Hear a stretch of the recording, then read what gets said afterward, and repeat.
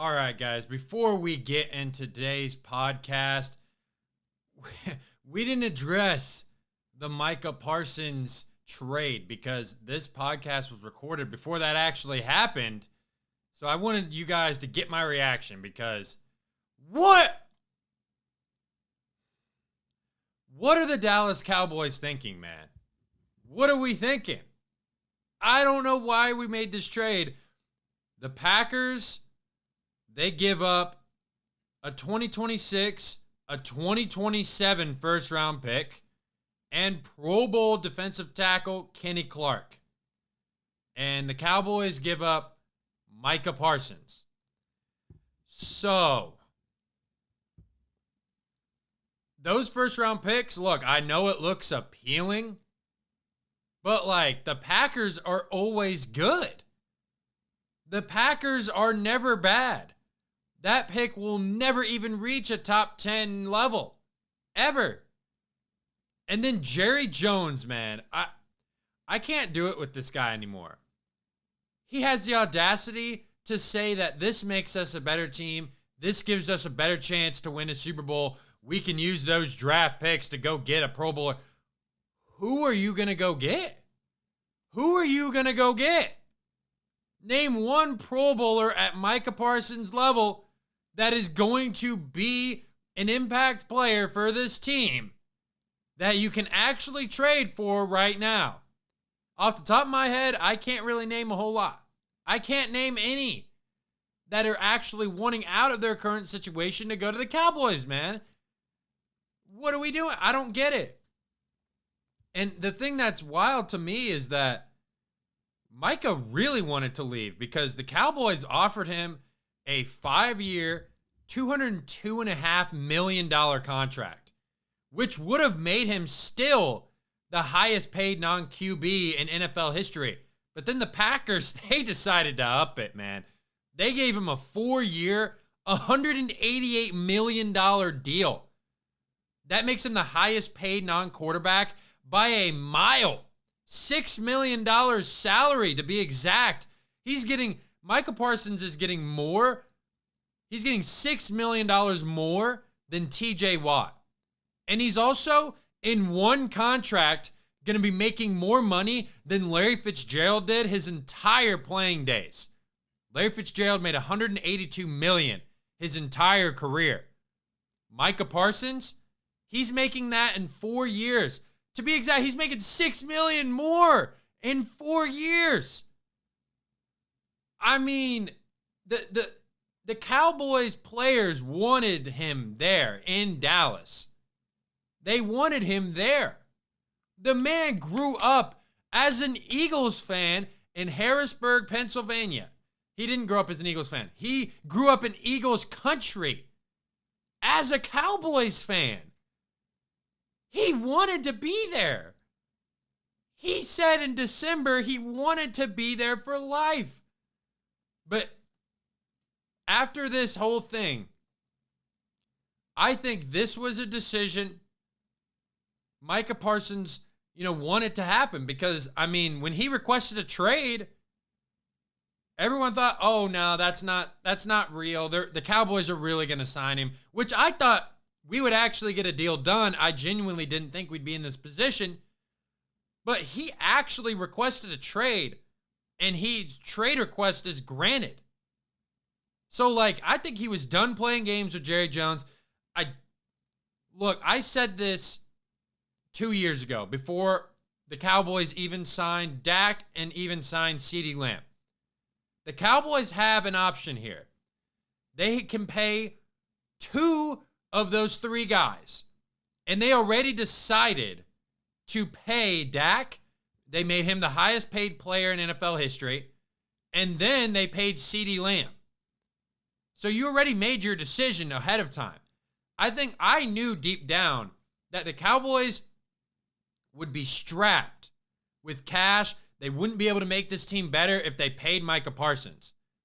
So maybe that's the way he was going. But the thing that confuses me is the Cowboys were just opening up to trading him not even that long ago. I think yesterday an article came out before the Cowboys even traded Parsons. Yep, the Cowboys are open to trading him. But there's no way that the Cowboys could have gotten a better offer? I'm just saying, there were teams saying they would trade 4 first-round picks. If you had Micah Parsons on the trade block for a longer period of time, you could have gotten a lot more for him. That is something that I just don't understand what Jerry Jones' decision-making is. And he says, we want to stop the run, which Micah Parsons, I will say he can do a lot, but the one thing he can't really do is stop the run. And the Cowboys get a defensive tackle, they get 2 first-round picks. I don't know. On the surface, it's not a terrible trade, but it's Micah Parsons. You can't make it work. You can't make it work somehow. Somehow. And he wanted to be there. And apparently Micah Parsons came to Jerry Jones right before they traded him. Wanted to negotiate a deal. But then Jerry said, yeah, if you want to leave, leave. That's wild, dude. It kind of seemed like Jerry kind of burned bridges here. Because now he's going to have to negotiate with the same agent that Micah Parsons has for George Pickens. Because George Pickens and Micah Parsons have the exact same agent. So if George Pickens, if he has a breakout season, expect this thing to go ahead and turn out to be the same exact thing. But the difference is George Pickens isn't strapped. He wasn't signed to the Cowboys. He's going to be a free agent after this year. So he can just leave. He didn't have to play Jerry's games. He didn't have to play them. I think this is I honestly am not really happy what we're doing. But if you look at it, I think this prepares the Cowboys for the future. And I've been saying this for a long time. This Cowboys team has been, fighting just to be able to compete. But the thing I don't like that they traded him to the Packers. Out of any team, you trade him there. The last time the Cowboys played the Packers, we got Heine smacked.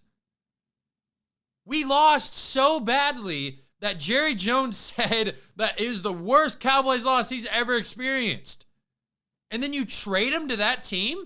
I don't get that. I don't get why you would put him on the Packers. But we recorded this podcast before the Parsons trade, and I was saying the Eagles are going to win the Super Bowl. But, I think the Packers are going to win the Super Bowl now. They should be the favorites. You got Micah Parsons. You got Rashawn Gary, Edric Cooper, Quay Walker, Keyshawn Dixon, Xavier McKinney. Do I need to keep naming? You've got Jordan Love, Josh Jacobs. You drafted Matthew Golden out of Texas. Oh, my goodness. This Packers team is good. This is a good team. And I was already saying this before they traded for Micah Parsons. I was already thinking, man, could the Packers really win the Super Bowl? Could they really do it? And then they get Micah. I'm like, yeah, absolutely they can do that. Absolutely. That is not a far-fetched statement, personally. Look, I don't like the Packers. The catch in 2014, Dez caught it. 2016, Aaron Rodgers sideline pass, ridiculous. 2023, the Packers just stomp on us as a 7th seed. Win the first playoff game ever as a 7th seed. No team has ever won a playoff game as a 7th seed until that game. I'm not looking forward to this Eagles game, man. I'm not looking forward to it. I'm not looking forward to it. This is going to be bad. I was saying in this podcast before the Cowboys even traded Micah that this Eagles game is going to be a massacre. You'll hear me talk about it. But this is nuts. Nuts. What are we doing in Dallas? What is Dallas on? They trade Luka Doncic and then they trade Micah Parsons. Holy moly.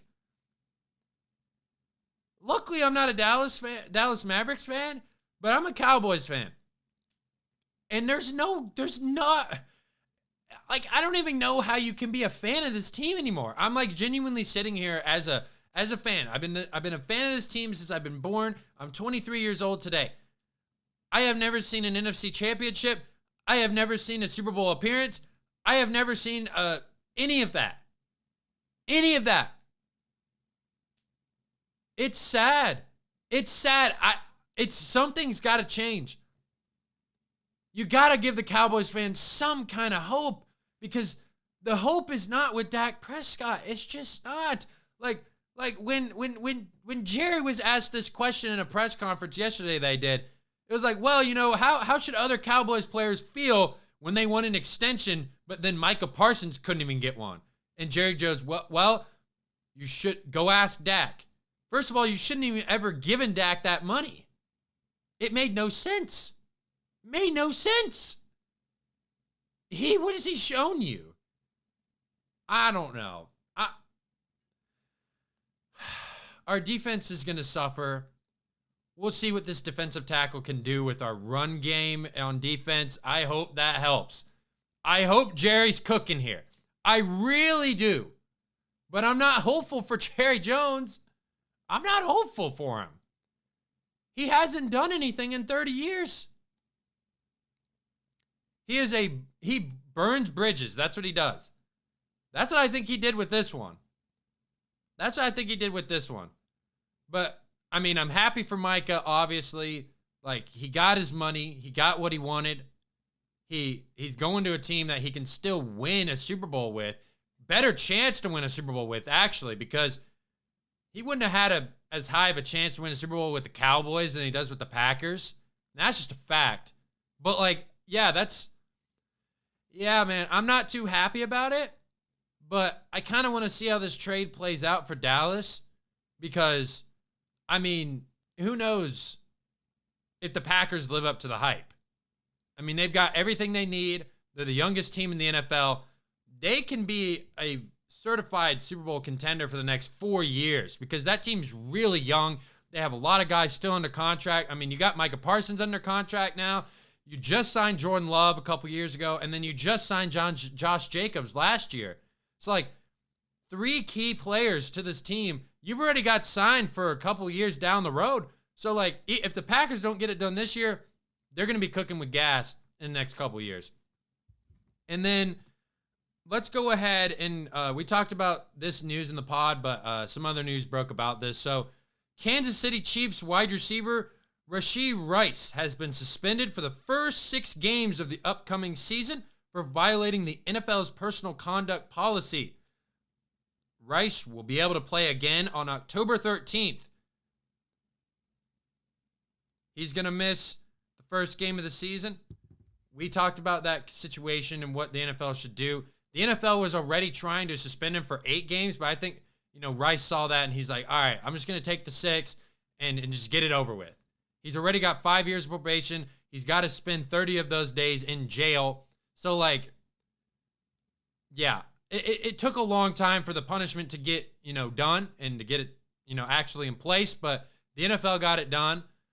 But we'll talk about that in this podcast a little bit. But I hope you guys enjoy this episode, man. I had a very special guest on, Mike Zanetti, who's a fantasy guru, man. So you're going to be hearing a lot about fantasy football this year upcoming. I know there's a lot of people that are very interested to hear, division picks, Super Bowl picks. Kind of heard mine a little bit. But yeah, this is a very good episode, very action-packed. I wanted to, record something ahead of time because we just didn't get to talk about this trade. I know Mike would have loved to talk about this.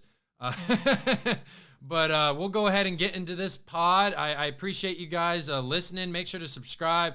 Hit the like button. Also, comment what you guys think about the Micah Parsons trade. Let me know in the comments what you think. And also, just share this podcast.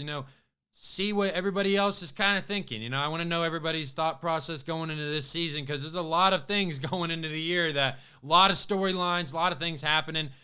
So let's go ahead and get into the pod, and I hope you guys enjoy the episode. Here I go. Yeah, here I go.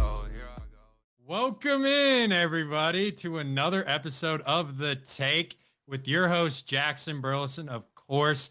And in today's episode, we got a whole entire action packed NFL episode for you. Week 1 is next week. Let's go. But we have a very special guest to help me go through just this crazy predictions that we got going on in this episode. Mike Zanetti, also the host of the Big Z Breakdown. He does a bunch of fantasy football stuff on the side. He's back on the podcast. He was on last year and saw my little, Cowboys temper tantrum. How you doing, bro? Nice to have you back. This is awesome, Jackson. We were trying to do this last year. We set it up before the season. Yeah, I know. I was about to say that. But it all works out. Season is gonna be epic. It just feels like every year we're just waiting. I know. Season's finally back. I've been just thankful to have preseason, honestly. Oh, you're telling me. But dude, we'll go ahead and get into it. Make sure to subscribe, like this video, comment what you guys want to see next, and then also hit the notification bell so you can stay up to date with all the NFL content coming out of this podcast. But let's go ahead and get into it. So we got a lot of NFL news that kind of just like swarmed out of nowhere in the last 48 hours. So we got wide receivers getting paid, and one who really was holding out, and I thought he was going to get traded from the Washington Commanders, Terry McLaurin. He finally got his bag, 3-year deal worth $96 million. I mean, come on, that's worth it. He's tied for the 6th highest paid wide receiver at $32 million. He's right with AJ Brown. So like, I mean, he's exactly where he wants to be. He's absolutely been a star since he's been drafted in Washington. He's had no quarterbacks. He's still putting up, I think, 5 1,000-yard seasons in a row. That is something you have to acknowledge. And if the Commanders didn't pay him, they would have just been doing the stupidest thing, I think, ever in their organization right now in this new ownership group. So, I mean, come on, like, no brainer. This had to get done. For sure. No, I think a lot of these are just an ongoing, you just kind of going like this for like most of the offseason, because all these players, and I love Terry McLaurin, probably my favorite player in the league, but everyone holds out, and he requested a trade. I don't think he had any intention of leaving Washington. He just wanted to get paid. So I don't blame the guy. He got 32 million. They offered him like 30. He held out for another 2 more extra. It's all about who's the highest paid wide receiver. I mean, like, what was it, 5-10 years ago? Guys were getting paid what, 15 million a year? Now it's doubled since then. So it's kind of crazy, just the amount of salary cap, and then they just keep putting that up every single year. But no, good for Terry. He got paid. The only problem is he going to be on the same page with Jaden Daniels? He hasn't really practiced all training camp, so that's definitely a bad sign. I think he'll be okay. I'm not doubting it. It's just something to note. I think he'll be okay. I think the majority of Terry McLaurin's touchdowns, I mean, you could just tell right away, like even with a rookie quarterback, like they were right in rhythm, right on sync, like even right in the gate, like, that the first time I really realized, like, okay, like, Jaden Daniels has got very good chemistry with this guy was, that Bengals game, Monday Night Football. That was kind of, the game that put the Commanders on the map, like early in the season. And yeah, that was he's also Indiana native, so I wanted to see him get paid. Ohio State legend. Also Cathedral legend, where I went to high school. So absolute baller there. He won Mr. Football when he was there as well. So shout out Terry McLaurin. I'm glad he got paid. That was, if the Commanders wanted a chance, which I'll talk about them later, if they wanted a chance to actually legitimately compete for a Super Bowl, they had to get that one done. They had to get that done. No spoilers yet, okay? No spoilers. But next, we're going to the state next to Indiana and talking about Ohio. Okay, we got Cincinnati Bengals. I still think this is kind of weird. You still have Trey Hendrickson on a 1-year contract. You give him a $14 million raise. You get him up to $30 million on the salary. Just give him the long-term bag, bro. What are you doing? I mean, it's weird. I mean, he is 30. He's creeping up the age digits. I mean, it works out for Trey Hendrickson, though, because he is so just, I think, fed up with the way the Bengals have treated him, with just the way the front office handles everything. I mean, you saw it last year. They eventually pay people, but I mean, they let Jesse Bates go. It's like, okay, what are we doing here? Trey Hendrickson. But now, he's getting 30 a year, and he has the option to just walk away after the offseason. So it's just, I mean, they could franchise tag him, which I wouldn't be surprised, and he just Yeah. has to stay there. But I mean, he's too good a player to not have for at least this season. I think the Bengals' fear is if they do sign him long term, when is that drop off going to happen? And they don't want to take that, cap hit and eat the money. So I don't hate that, but at the same time, just pay the guy. He deserves it. And give him the long-term security blanket Right. too. Because I mean, he's been putting up numbers the last two He deserves years. it. 17 Yeah. and a half sacks last year. Like, come on. Like, Yeah. but even with him, the Bengals defense still sucks. But True. It looked bad. It looked really bad. with starters in the preseason, I'm scared that Joe Flacco is going to tear it up and win that game week 1. I don't know. Just put it out there. uh, so so I got another YouTube show I started this season. Gridiron Goobers. You haven't checked it out? Go subscribe. But my boy Ashton said the same thing. He's like, I could see Joe Flacco going in and winning, and also the Bengals usually aren't great in week ones. I mean, Nope.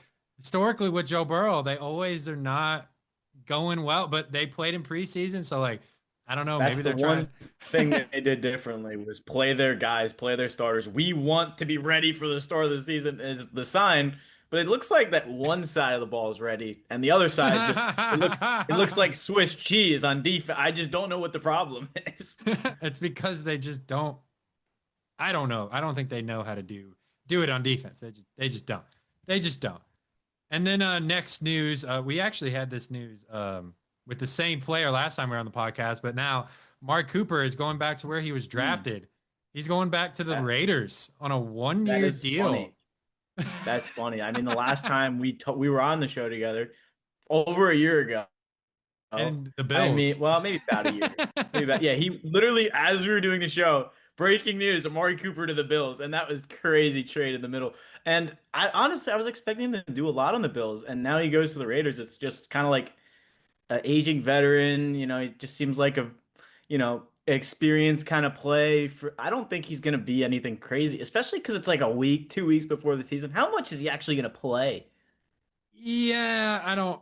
Yeah, that's a good I mean, point. to start at least. That's a good point. But I mean, I don't know either because, like, we were expecting him to do, like you said, a lot in Buffalo, and he just Be didn't. the number one He guy. ju- he Yeah, just I did, mean, he just didn't. But I think he's been in the league for a long time. Like he's getting up there in age. Like yeah. I mean, he's definitely at the tail end of his career. Like, but he's definitely going to retire a Raider, in my opinion. I mean, if he retires in the next year or two, I wouldn't really be shocked.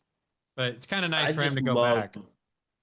I love that everyone is going back to their home for like their final retreat. Keenan Allen back to the Chargers, 1 year deal. You got Adam Thielen back to Yeah, Minnesota. dude. That is awesome. Amari Cooper, bring it on in. I mean, this is just 2015 all over again. I can't wait. Whether the production is at that 2015 level, that's Yeah, we'll see. They're all double 30s or whatnot. that'll be the question. That'll be the question. And I mean, Mark Cooper, he has a great resume. He's done a lot in his career. Maybe him and Geno Smith, having that dynamic there, maybe something can happen. And I mean, who knows? I mean, I think it could do something, but it also could do nothing. So Are they trading Jacoby Myers? Like, what's the deal here? Like, I Jacoby heard Myers that's what's asked happening. for a trade, and they're like, let's just bring in Amari Cooper. It's like, no, why don't you just pay Jacoby Myers? Like, Why does I don't Jacoby know. Myers even want to get paid? He's just getting He's paid. That's he's why he only wants to be traded. he's only making like 13 a year. We signed the contract like before the wide receiver market went crazy, so I understand it. But like, I mean, you look at all the wide receiver ones, Nico Collins. I mean, you could see the was stuff behind me, but realistically, he's getting paid 26, 27 a year. I mean, that's a steal. I mean, I don't know how that happened. Yeah. Yeah. Well, that's the NFL news we got for the day. Now let's go ahead. Let's get into it, man. Get week one. Dude. Holy cow. We got some really good games for week Yeah. one.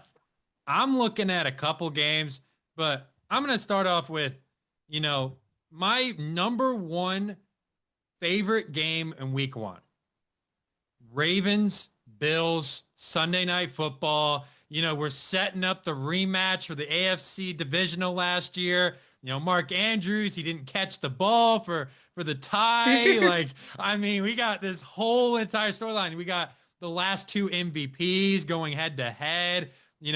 these are two teams that this is both of them think it's their year. I mean, they're like when it comes to odds, 1 and 2. Like those are the teams that you're seeing at the top of the list when it comes to Super Bowls. But this is a game right here. I want to see Josh Allen just absolutely show why he can be another MVP second year in a row. Because look, he's got some promise on this team and on defense. Okay, so you've got first of all on offense, you picked up Josh Palmer, which I love that, and then you get James Cook secured with that new contract. You got Khalil Shakir who had 800 yards receiving. Like you've got a lot of weapons in Buffalo. You also got the two tight ends. You got Dalton Kincaid. You also got Are we Dawson not going to Knox. mention your guy from Florida State? Well, I was going to get to him because I need him to have a breakout season. 3 catches in the playoffs is not going to cut it. I agree. I mean, that's the guy I'm looking to break out this season. That's one of my candidates for the guy to just he has so much potential. I mean, Josh Allen is such a great quarterback that he's in a great situation already because of the great quarterback. He could fit in the tight windows, and there was flashes last year. I mean, he was smothered in coverage, and Allen just threw it up there. Keon pinned it against him. I mean, he did whatever he had to do. But now, a whole offseason, he didn't play the whole season last year. He missed a couple of games. Just kind of looked out of sync. They benched him in the Jaguars game week 2 because of some off the field problems. He wasn't showing up to practice or something. Like, hopefully that's all put behind you. And now with the whole training camp under your belt, you can actually be what was supposed to be the number one wide receiver in this offense. And I mean, he really has Stephon Diggs year 1 in Buffalo potential. I mean, that's a lot to look forward to. But I don't know. That he can very well do that, especially when your wide receivers are Elijah Moore, Joshua I Palmer, forgot about him too. Yeah, Joshua Elijah Moore's a Palmer, big one. Khalil Shakir banged up with an ankle. Like you just have so many. Like the Bills are just so much. They're known for having these just replenishable amount of receivers that don't actually do anything crazy. Curtis Samuel's there. They just have a bunch of guys like 2 or 3 second or third wide receivers. None of them actually are number one. Mac Hollins did great last year, but now with him gone, you don't have a Yeah. number one big target in the red zone. So that's where Keon has to step up. Yeah, yeah. And in this game, I want to see him have a big game, especially against, 100%. a Ravens defense that is Probably pretty one of the good. best in the league. Oh yeah. I mean, last year, like, they showed that they could really be a force to be reckoned with, especially in their secondary. And then, you've got guys like Kyle Van Noy in there. Like, I mean, I like what the Ravens have defensively. You also got to have Malachi Starks making his Yeah, debut in this game. true. That is, I think, whatever he does this year, that's going to elevate. I think he'll elevate the Ravens defense. And they were This already is good before that. Oh, this is such a crazy game though, because there's a lot of games like this. I mean, you just flip a coin, and I don't know who's going to win half of these games because they're great matchups, and some of the teams there's so many question marks, and that's the thing with week 1 of a new season. You can't worry about what happened last year. You just can't. You have to throw it out the No. window because there's so many things where we see week 1 either teams come in lower than expected or just overpowered. I mean, there's always those games where you obviously toss it up, but obviously these are 2 proven teams in the past. And I think the Ravens kind of steal one, right? They lost one in the playoffs. It really is going to come down to the last drive. But I love the Ravens defense. I think they give a slight edge. But again, it's week 1. We can't really judge that. Yeah, I don't know who I'm kind of leaning towards Buffalo a little bit because I mean I kind of like the addition of Joey Bosa. I like I it. think I think we're gonna see what he can do right away because I mean you lose Von Miller, you plug Joey Bosa in. Joey Bosa, he's a better player right now than Von Miller. Like I think that's an upgrade. Definitely. That's an upgrade. And I agree. but the Ravens are good, man. I mean, they're really good. They picked up DeAndre Hopkins, which, we'll see. I mean, on a team like this with Bateman and Zay Flowers, like likely Andrews, like, I mean, that's a perfect opportunity for DeAndre Hopkins to be able to make an impact because he's not, one of the number one guys on the Ravens receiving corps. So I think that helps. But also, Ravens are coming in with the chip on their shoulder. You could argue that Lamar Jackson could have won MVP last year. I mean, the way he was playing, he had 5,000 all-purpose yards. He got, I think he had like what, four less first place votes than Josh Allen in the MVP voting. Like, I mean, it was a slim margin that Josh Allen won by. And you could argue that, Lamar Jackson could have won. But the question I'm going to ask you, Oh God. if they don't get it done, what do you do with John Harbaugh? You're saying like this season, if they don't go to the Yes, if Super they don't Bowl, go to the Super Bowl, like what happens with him? Because I feel like he's I on the don't hot seat this year. I don't know. I don't think Harbaugh is a problem. I mean, you look at Lamar Jackson. Has he ever had a number one wide receiver in his entire career? We can't count Zay Flowers as. I don't think he's a number one target. I mean, Mark Andrews is what is he, tight end? I mean, come on, really. But like, you bring in DeAndre Hopkins. I mean, I just don't understand the Ravens. They bring in DeAndre Hopkins. They brought in what, Odell a couple of years ago. Des Bryant. Like, you're 5 years too late, Baltimore. I mean, I don't know what you're doing. Yeah, that's true. Yeah, dude. Yeah, they always go ahead and get these receivers, big name, but like, what are They're they going to do washed. when they come in? Like, I'm surprised they didn't sign Amari Cooper. Crazy. But no, I love oh D Hop. God. You saw him in the Super Bowl. He didn't look that good. No offense, but He dropped again, that. new He dropped offense. that one pass. I think Harbaugh has such a great track record. It's just I don't know how to feel about the Ravens because I feel like it's just too good to be true. They had such a great year last year. Now this year, all the hype is coming back. It's like they have the team, but for some reason, I feel like they're gonna fall flat. I don't know. Yeah. Hmm. Yeah. We'll get back to that. I got a game for week one. Go ahead. It's two teams that are trying to prove themselves, young quarterbacks, both number one picks in their respective drafts. The Carolina Panthers at the Jacksonville Jaguars. Oh, Jaguars got a new offense in Liam Cohen. I love this matchup. I mean, both teams are trying to do something to win. left in the douchiest fashion in Tampa. I just Left in a don't. terrible way, Oh, dude. that was so funny. Oh man, that story is hilarious. I think he was like, I got a doctor's appointment, and then he's like, all right, let me sign with Jacksonville. That was funny, funny.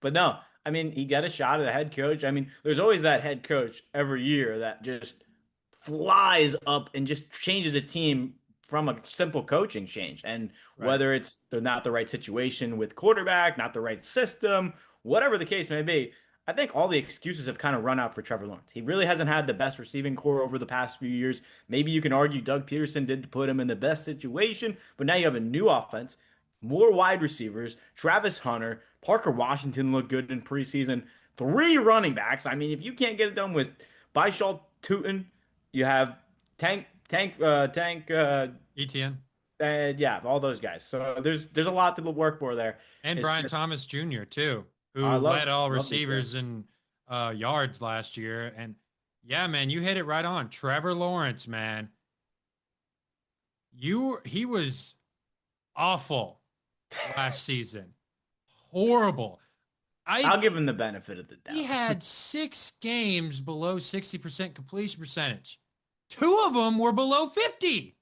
Hmm. Horrible. Yeah, Horrible. I don't know. I like Trevor. I just think he's He came out as inconsistent. the next Peyton Manning, all this nonsense, dude. He has not lived up to none of that. And this is a Well, Jacksonville team that was fighting to maybe be a top dog in the AFC, like not even 2 years ago? Like, I mean, what happened? Like, the tide switched so quickly in that and organization. It's just, yeah, it's just so weird. I like Trevor. I feel like it's a tough situation because um, you know, he was dealing with injury last year. I'll give him the benefit of the doubt there. But again, like you said, he was not good enough. I mean, the hype out of college, because he won the Natty as a freshman, I don't know why everyone was saying he was a generational talent. He was not any more of a better prospect than Joe Burrow was the year prior. He wasn't.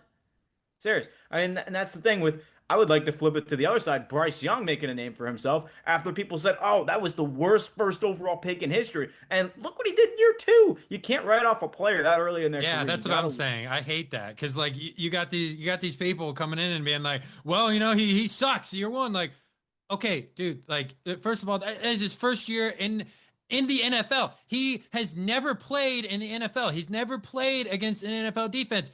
Give him a second to adjust, man. Like, Look at Josh Allen's career. I mean, he did not look good he for his wasn't first three, great his four first. years. He wasn't great his first couple years. But it takes time. Look at Jordan Love. He sat behind Aaron Rodgers for, whatever time. And now he's starting Yeah. to, coming to his own a little bit. But like, I hate that, man. It's like you write off a guy right away. I It think kills I think me. I think we can say the same thing about Trevor Lawrence too, because although he's in year what, 5, 6, I Yeah. mean he's starting to get up there in the veteran, He's getting to the point where he needs to start proving that he's actually the right? franchise quarterback because I think people think he's the franchise quarterback, but I don't think people actually know. This Like is they've this seen flashes, but they haven't actually seen it consistently this is happen. this is a situation where I feel like this is a quarterback that's not going to succeed until he changes teams. Kind of like a Matthew Stafford, kind of just on the Lions. Again, you could blame the situation, but just bad for years on years and years, and then finally in the second half Well, of his Matthew career Stafford was good. It's just the figures Lions it out. sucked. That was the Fair difference enough. there. I mean, fair enough. Stafford was But good. He just, wasn't going to win in Detroit, so he had to go to the Rams, and he won a Super Bowl there. Like we all knew yeah, Matthew Stafford was that guy. Like, he yeah. I was mean, he was putting up 4,000 yards, 4,000 yards, 4,000 yards, 4,000 yards, like every single season. Like if he wasn't on the Lions, like most years, you could argue he's one of the best quarterbacks in the league when he was in his prime. So like, point being for Lawrence, I don't think he will succeed until he goes yeah. to a different team with a different situation because Jacksonville has never really got it right. And you could just look over the past few years; they've never hired the right coach. I mean, they tried to get Urban Meyer from college, and that was a just That was a absolute dumpster garbage fire. shoot. I mean, That that was was bad. horrible. That was So not good. you can understand the situation. I'm not going to say Jacksonville's ownership is any great, any bad, but that could be it. I mean, this is just the Jaguar. Is it just the Jaguars? I don't know. But this is the year for Lawrence where the Jaguars are probably going to find out, hey, are we moving on or are we actually going to be trying to commit to this? Yeah. Yeah. Now let's go to my next game. You know, talking Oh, about God.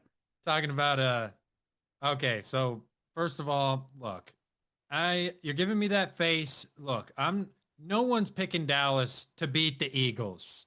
Week I one, am. dude. No one's picking this team. Like I, look, this is okay. So like Listen, I'm picking them. I'm I serious. don't, I don't see that. But I think this is an interesting game, just history standpoint. Like this is the fifth time these two have played in a season opener, and the first since 2000. Last time Mm. 2000 was the pickle juice game, where in Dallas in Texas Stadium, it was 110 degrees, 130 on the field. You guys had to drink him. You guys had pickleball juice as the hydration drink during that game. That's kind of cool. I don't really know the science behind why pickleball juice is able to do that, but some science person can go ahead and just flame me in the comments, like, "Hey, how do you not know what pickleball juice or not pickleball juice, pickle juice does?" But besides the point, like, look, Dallas has had, all the soap opera this off season. The documentary came out. I've actually been watching that. Pretty good. But this Dallas offense, I want to see what they can do against the Eagles, man, because this secondary, this defensive front is legit. And if Dak Prescott can be on the same page with CeeDee Lamb and George Pickens, man, is that going to be hard to stop because you can't double team anybody. You can't do it. You can't Mhm. do it. And now CeeDee Lamb's going to be getting, man to man coverage, which, like, we haven't seen that in like 2 years we haven't seen that since Amari Cooper was there. So like there's going to be a lot of different. The only thing that's probably the biggest question mark in my opinion, just like for Dallas, you have four new running backs that have never played for the Cowboys. Javonte Williams, Miles Sanders. You also got Jadon Blue and Phil Maffa. That dude's huge. But those four guys, that first string running back spot is still up in the air. As far as I'm concerned, I think they could all honestly start plugging in all those guys and just see what they do. Now, Phil Maffa, he's not going to play for a little bit. He's on IR. He's not going to play for a while. But like those three guys, like I think that is the question mark. Who is our running back? Because looking at the Cowboys in years past, they've always had a running back that has been established. You know what you're going to get out of the running game. And this is the first year we kind of haven't had that. And it's weird. I mean, I'm kind of confident in Javonte Williams. As stupid as that sounds, I mean, he hasn't been good since his rookie year. And No, you can say, his injuries, he's never the same. I actually think Javonte could revive his career if all goes well in Dallas. I mean, he's not running behind what Zeke was years ago, but it's not a bad offensive line. It's a solid line. it's It's not just, is he going to bad. get that opportunity to run through the tackles and be a fast, shifty back like he used to be? So I like the run game. I mean, it's definitely not what it was in years past, but this is probably the best pass game Dak Prescott has ever had. I don't know who's going to be in the slot. I would assume it's Turpin. I mean, Eh, yeah, maybe. I mean, I don't know. We'll probably put him in there. I like Maybe Turpin. Tolbert. It Yeah, I probably would heard have been. that It too. probably Mingo's out for a little bit, so we don't have Mhm. Mingo. Yeah, I don't. I also like Jake Ferguson too. I think he gives us a lot of options. He's Yep. probably the third option in this Dallas passing attack, Yep. behind Pickens and CeeDee Lamb. But Dak has no excuse. He's had no excuses his whole career, to win. He's never I had mean, that. He's I had mean, good teams. He's he's had good played receiving good. cores. The Cowboys have always been a regular season team. I mean, for as long as we can remember. And Dak has played great. He's played in an MVP level. It's just when he gets to the playoffs, he just forgets to win. I mean, I don't know if some people have the if factor. I don't know. I love Dak. I mean, he's a great quarterback when he's healthy. He threw for 36, 37 touchdowns. I mean, he can play. And he's now got no excuses with Pickens, with CeeDee. I love this offense. But going to week one, I think they could knock off the Eagles. I feel like it's going to be a lot closer than expected. A one score game at most. One score. The Cowboys are going to be in it. Are their defense going to be able to hold up against Saquon Barkley? You got to put like 13,000 guys in the box if you want to stop that guy. But this is a game the Cowboys offense has the ability to be in this game. It's just the matter of can you match Philadelphia point for point? And it's going to be a good game. I really think the Cowboys can hold their own. I hope so. I hope so, dude. Because in my personal opinion, I think it's going to be a long night for Cowboys fans. I mean, you look at it, it's like the Eagles are coming off a Super Bowl hangover. They lost what? Milton Williams, CJ Gardner Johnson, Darius Slay, even what's Yeah, it, but Josh Sweat Darius went Slay was getting all this hate for I, not being good last Josh year. Sweat went to Arizona. I mean, they lost a decent chunk of players. I'm not saying that that defense is bad. I mean, it's definitely great. It's better. It's probably a little bit less than it was last year, but you're the number one defense last year. Have all these expectations after you win the Super Bowl. Oh, they're super, that's where I get a little bit annoyed with how the NFC East is operating because I don't think the Eagles are going to win the East. I think that the Commanders are going to give them a run for their money. The Cowboys are a good team. It's not like they're just going to walk. Like, ever since Dak got hurt last year, everyone forgets that the Cowboys are actually a decent team. They are a winning team with Dak Prescott. All of a sudden, he comes back. It's like, the Cowboys suck. I mean, no, they're actually a good regular season team. It's just postseason, they haven't proved anything. Yeah, but I mean, Dak Prescott, the interceptions were an issue last year, even when he was playing. Like, I mean, he 11, had he yeah. had like 4 games last year with 2 interceptions. I mean, Turnovers, yeah, they're a you problem. can't have that. Like, and Right. I feel like that's kind of been, his thing. Like, either he doesn't. That's also the thing in football. Like, you can't throw two You live by interceptions and the expect to pick, you win. You die just by the can't. pick, as Jameis Winston has kind of made a monopoly of his career out to Yeah. be. But I like the Eagles, and I'm not. Look, I want Dallas to win. I'm not sitting here, Cowboys fans, and being like, yeah, I don't want Dallas to win. Like, my heart tells me to go with Dallas, Mm-mm. but also my brain tells me like, I think it's going to be a massacre. I think Mm-mm. Dallas is going to get blown out No, week one. It's no. banner night in Philly. I just don't see it happening. Our defense is not really that great. I think we're going to get ran down our throat. I think they're going to absolutely own us. Not only do the Eagles have Saquon, they have AJ Dillon. That Is is he a actually gonna? dude as a second string running Is he back. actually gonna When play though? healthy, he can be good. I don't think he's gonna see the field. I think he's gonna be the third string behind Shipley. I don't. I love AJ Dillon, but he got cut from the Packers for a reason. It's kind of like trending downward for his career, But unfortunately. maybe he could do something, especially with that Maybe, offensive line, man. I mean, you maybe. got that offensive line. And he And looked good in preseason. Yeah. I don't know. I just think the Eagles defense is really good. I mean, you've got, 2 second year players, Quavion Mitchell and Cooper DeJean coming in. And then Jalen Carter, I don't, and let's not forget, I mean, this Dallas Cowboys offensive line, is young, but it's also a little banged up. I mean, Tyler Guyton, who knows if he's even going to be playing because he's been battling that knee injury pretty much all camp. And then our depth has kind of been killed with the offensive line position. Rob Jones is out for the season, so like, Yeah. I don't know, like how I just don't think Dallas is going to be able to run the football. Personally, I think Dak is going to be stuck throwing the ball 50 times, and that is not a winning formula. You can't win throwing 50 times and matching point for point. I just don't see our defense getting a stop. So we're going to have to match them for point, especially if Micah Parsons isn't playing, because then we're going to have no pass rush. We're going to have Mamazi Smith up there, dude. Like, I mean, that dude almost got cut this training camp. So, like, Right. I don't know. And then do you expect Dante Fowler to have, that season he had last year? Like, I just don't see it. And our linebacking core is not all that great. Our Overshown's not even playing. Our corners, Trayvon Diggs, I don't even think he's going to play in this game. So, like, I think defensively, we're going to see how bad the Cowboys really are because we weren't good last year and we didn't get better. We didn't No. get better on defense. So, like, yeah, I think offensively we definitely did, but we also, you could argue, our run game, yeah. Uh, I mean, they have to pass the ball. I mean, play to your strengths. So they have to throw 50 times in order to win a game. They have to adapt to the West Coast offense because if you don't, like you just said, they're gonna crumble. do you have any other games that you're watching out for in week one? I'll give you one more. So there's a lot, again, there's a lot of toss-up games, and I could go with a lot of them, but I'm eyeing up, and I don't know if I should say it, but it's the Texans Rams game. I mean, that's a good game on paper. I mean, Texans, there's all this offseason, all right, they have the worst offensive line in football. I mean, I've had enough of those. And then I don't know if you've seen it on First Take, but everyone is, oh, the Titans are going to win the division. I don't know if you've seen that clip, but that is the most outrageous, ludicrous.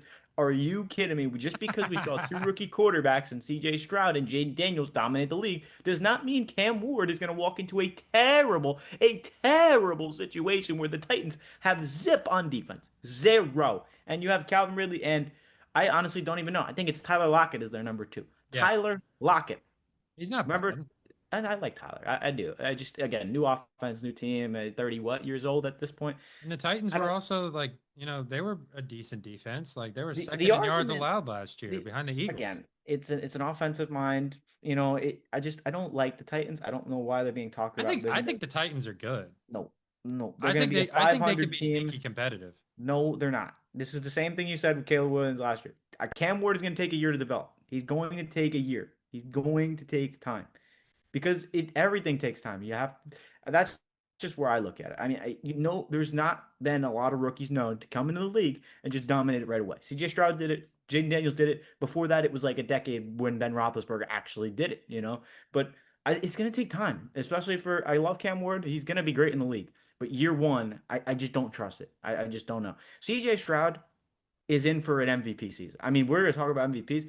I don't want to be biased, but this is a team that actually looks amazing on paper for me because they changed their offensive coordinator. Nick Caley is in the building. Yes, the run game's a little questionable. I think Chubb can put up similar numbers to what Todd Gurley did with the Falcons. I mean, that was toward the end of his career. Chubb is not done, but he's basically at that point in his career.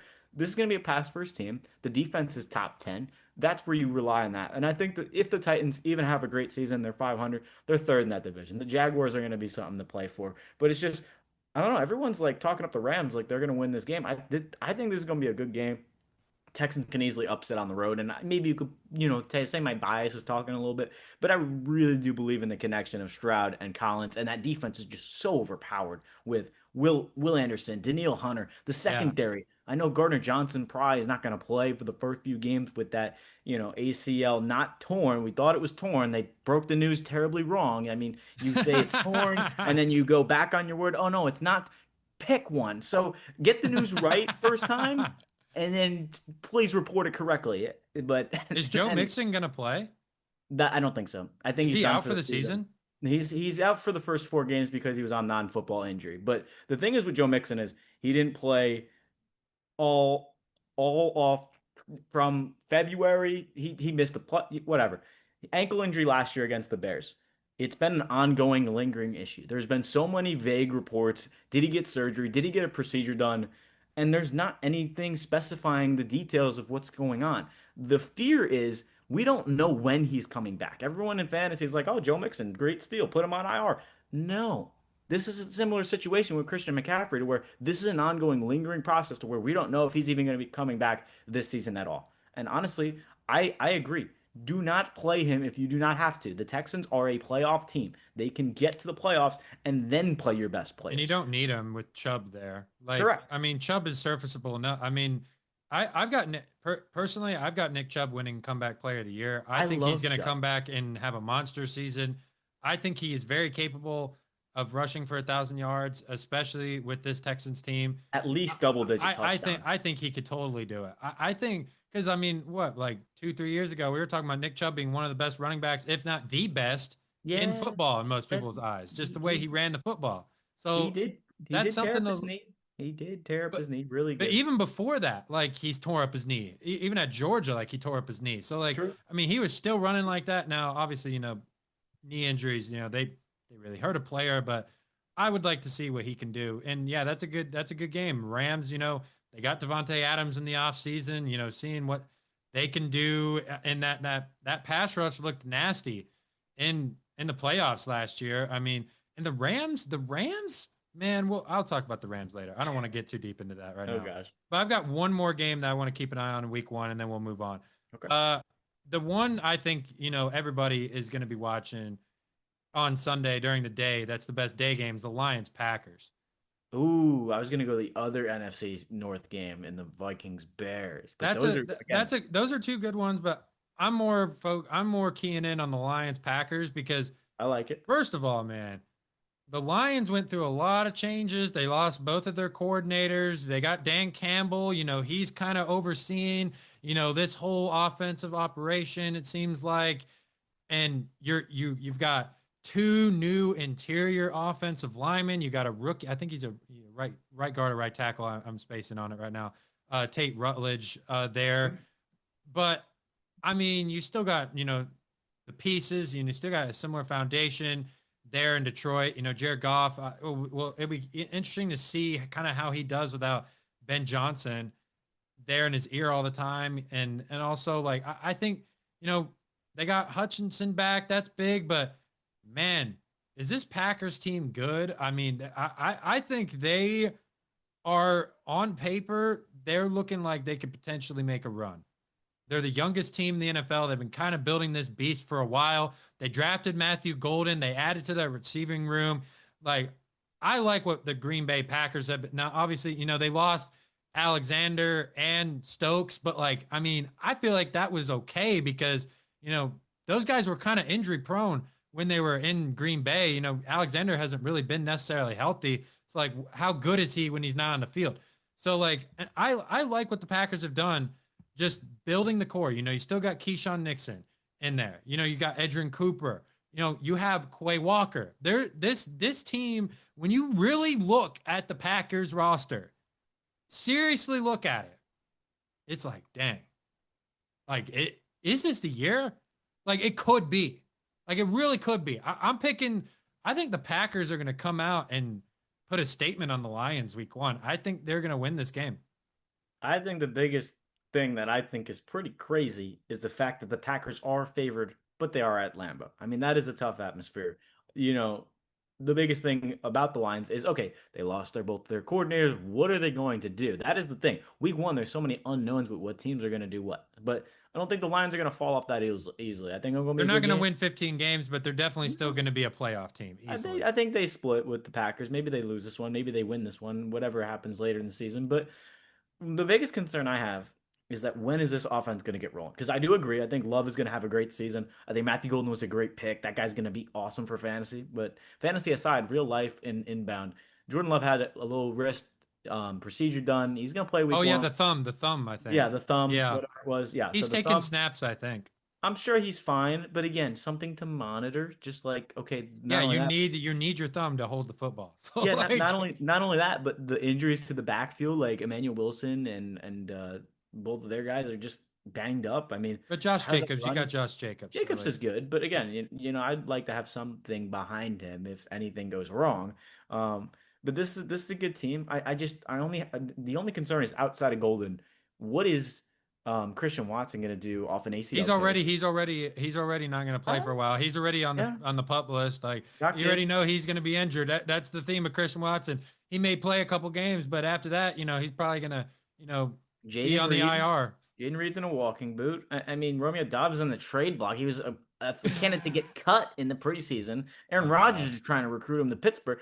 I don't know what to feel about this team. Matt LaFleur is such a weird coach. I mean, he's good, but some of the plays he calls, I'm just like, okay, that you got lucky on that play. I don't know what happened, but there's no way that should have happened. So like, I like the Packers. They have a really good roster on paper, like you said. It's Yeah. just yeah, again, that division, the NFC North, that's gonna be a Yeah, monster to play I against. can't wait to get to that. I can't wait to get to that, dude. We're gonna dive into these divisions real quick, but let's go ahead and get into some teams that need to prove themselves this year. We talked about them a little bit. Jacksonville, man, Hmm. they need to show they can do something. But I've heard, Trevor Lawrence is like, hey, you need to play offense. Like, I want you to play offense. Like, you should be playing offense, not defense.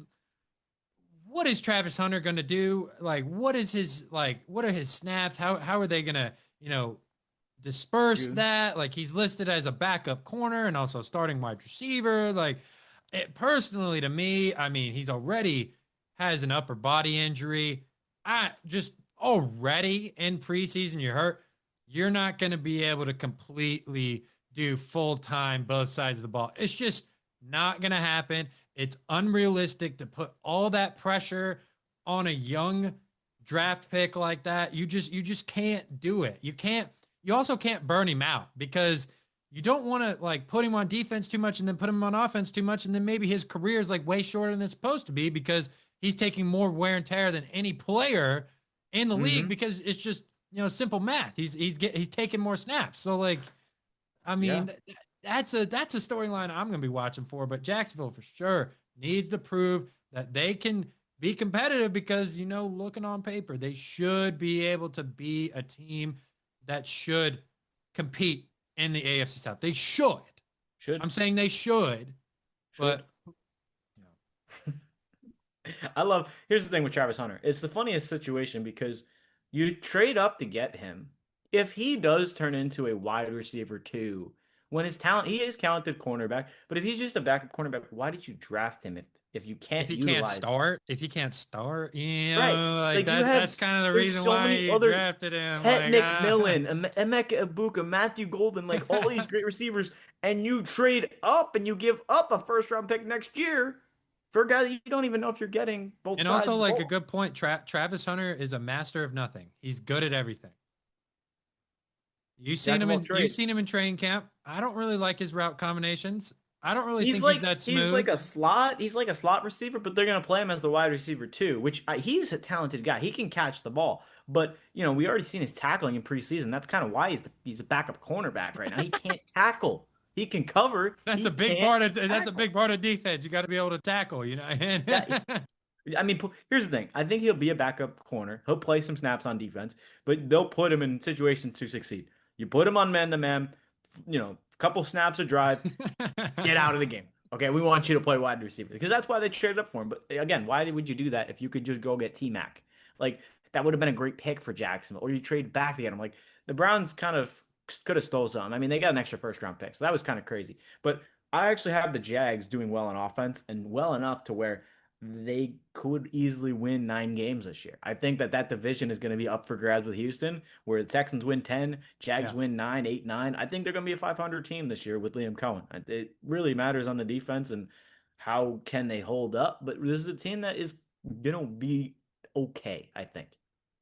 I've got two more teams that I think need to prove themselves. But do you got any? I got to say, this is a big one, but it's got to be the Miami Dolphins. They haven't proven Oh God. anything.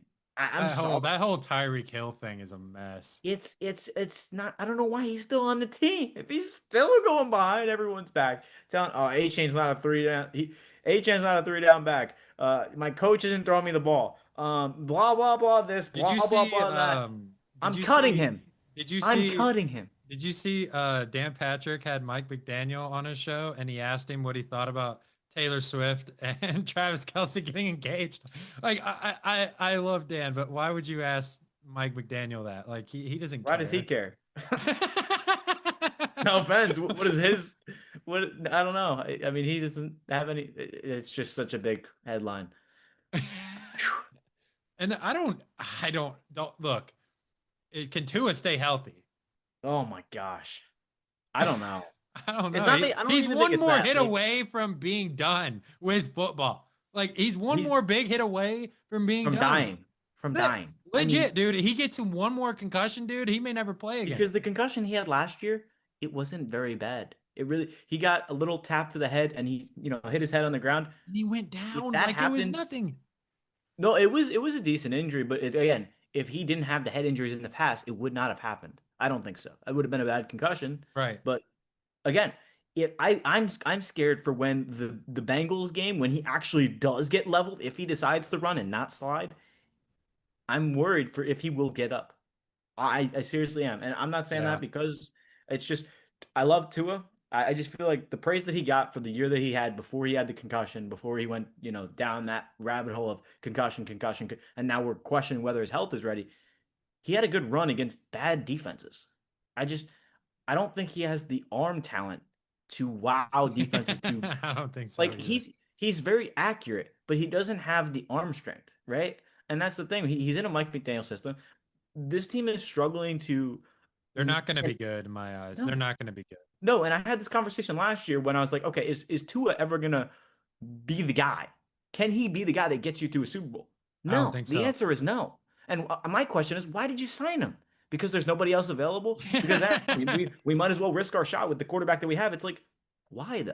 You Yeah, I know, don't know why you wasted like all that money on him. That made no sense. Made no sense. He hadn't proved nothing. He start hadn't proved over. nothing. Like, He's benefiting no. from one of the best cores in the NFL. Like I mean, you've got Tyreek Hill. Like it's impossible not to be good with Tyreek Hill. Like if you're When bad with Tyreek Hill, then you don't deserve to be playing. when Kirk Cousins was before he went to Atlanta, I literally this is what I said. Trade for Cousins, either cut Tua or get rid of him. He's never, and Kirk Cousins isn't anything more special than Tua, but he can at least run an offense and hit guys in stride. And that was, I don't know. I don't want to dog on Tua, but it's just like, again, like you said, he hasn't done anything. And everyone's like, oh, but what if he never got hurt? It's like, That's a biggest what if. You gotta live in not the even present. that. You gotta live in Not reality. You even can't that. live in He this fantasy never world of finished what the if. season. He never played a great defense. Like even the great defense that he played, he didn't look good. He I don't know if it's the CTE or the head injury, but he literally has lapses of judgment where he throws it to the wrong color jersey. And I question, I'm like, did you not see him, or is what is going on with this? And it's like I don't even mean that like offensively, but it's like some of these, and this is why we watch football. It's like, okay, you want to kind of critique and see what goes Yeah, what wrong are with you looking? But you have no it's, idea what's it's going on in his head. some of But those you're throws, they're assuming. double when players are double or triple cover. I just go like this. I'm like, what are you doing? It's just like, And dude, I don't like play. I don't know anything, but it's just like I don't know. Watching it from the TV screen, it's just like sometimes you feel like that wasn't a very good throw. I don't know what you saw there. Oh God. I've got two more teams that need to Let's hear prove it. themselves. Uh Steelers. Okay. Steelers, I know they made the playoffs. I know they won 10 games last year, but the last couple years, it's been like, all right, like, when's this team gonna finally take that next step? Like now they finally have a quarterback. I mean, Aaron Rodgers, he's this is his last year in the NFL. I am very confident after this year, Aaron Rodgers is going to retire. This is his last go at a Super Bowl. You think And they can prove it? I don't think so. But they're a team that needs to. I just don't think that wide receiver core is deep enough. I mean, you've It- got DK Metcalf, but outside of him, I mean, are you really trusting Scotty Miller and Calvin Austin? I mean, no. And Here's then the you thing. also lost Najee Harris, too, who was your bell cow, ran for 4 straight 1,000-yard seasons. Now you're just plugging in Jalen Warren, who's kind of an unproven starter as a bell cow. So you've got a lot of questions. The defense, that is a great defense. We No all know question. that is what the Steelers' identity has been the last few years, or you can even say the organization's history. I mean, we know their defense. But the Hmm. question is, can Aaron Rodgers lead this team? That's the I question. Looking at Rodgers, he has in the past historically made unknown wide receivers great. So can he do that with Scotty Miller? I mean, he's trying to recruit Romeo Dobbs. I mean, not a bad idea, but it's like, The can recruitment this? didn't work. Even when you recruited Devontae Adams, you didn't do, I mean, it I kind feel of like just he should didn't have work retired out. last year, but I can't blame the guy for trying again. And this is a team where it's not an actual burning place because the Jets have been the same I old mean, I Jets. mean, the Steelers have had the same head coach for forever. So, When the Jets brought Nathaniel Hackett, it was just a doom to be reckoned from the beginning. And I'm end of sorry, the but end of the like Jets, it's the Jets. I mean, the Steelers at least have a good track record, and I feel like with that defense, all Rodgers has to really do is put up what 20 points a game, and what are yeah, and you manage the probably game and in? make and maybe Yeah, make 3 or 4 spectacular throws. And is this the Tom Brady Buccaneers where it's like okay, you're mid for half the season, and then all of a sudden playoff ticks in, you have to perform. Rodgers' history, he hasn't been great in postseason.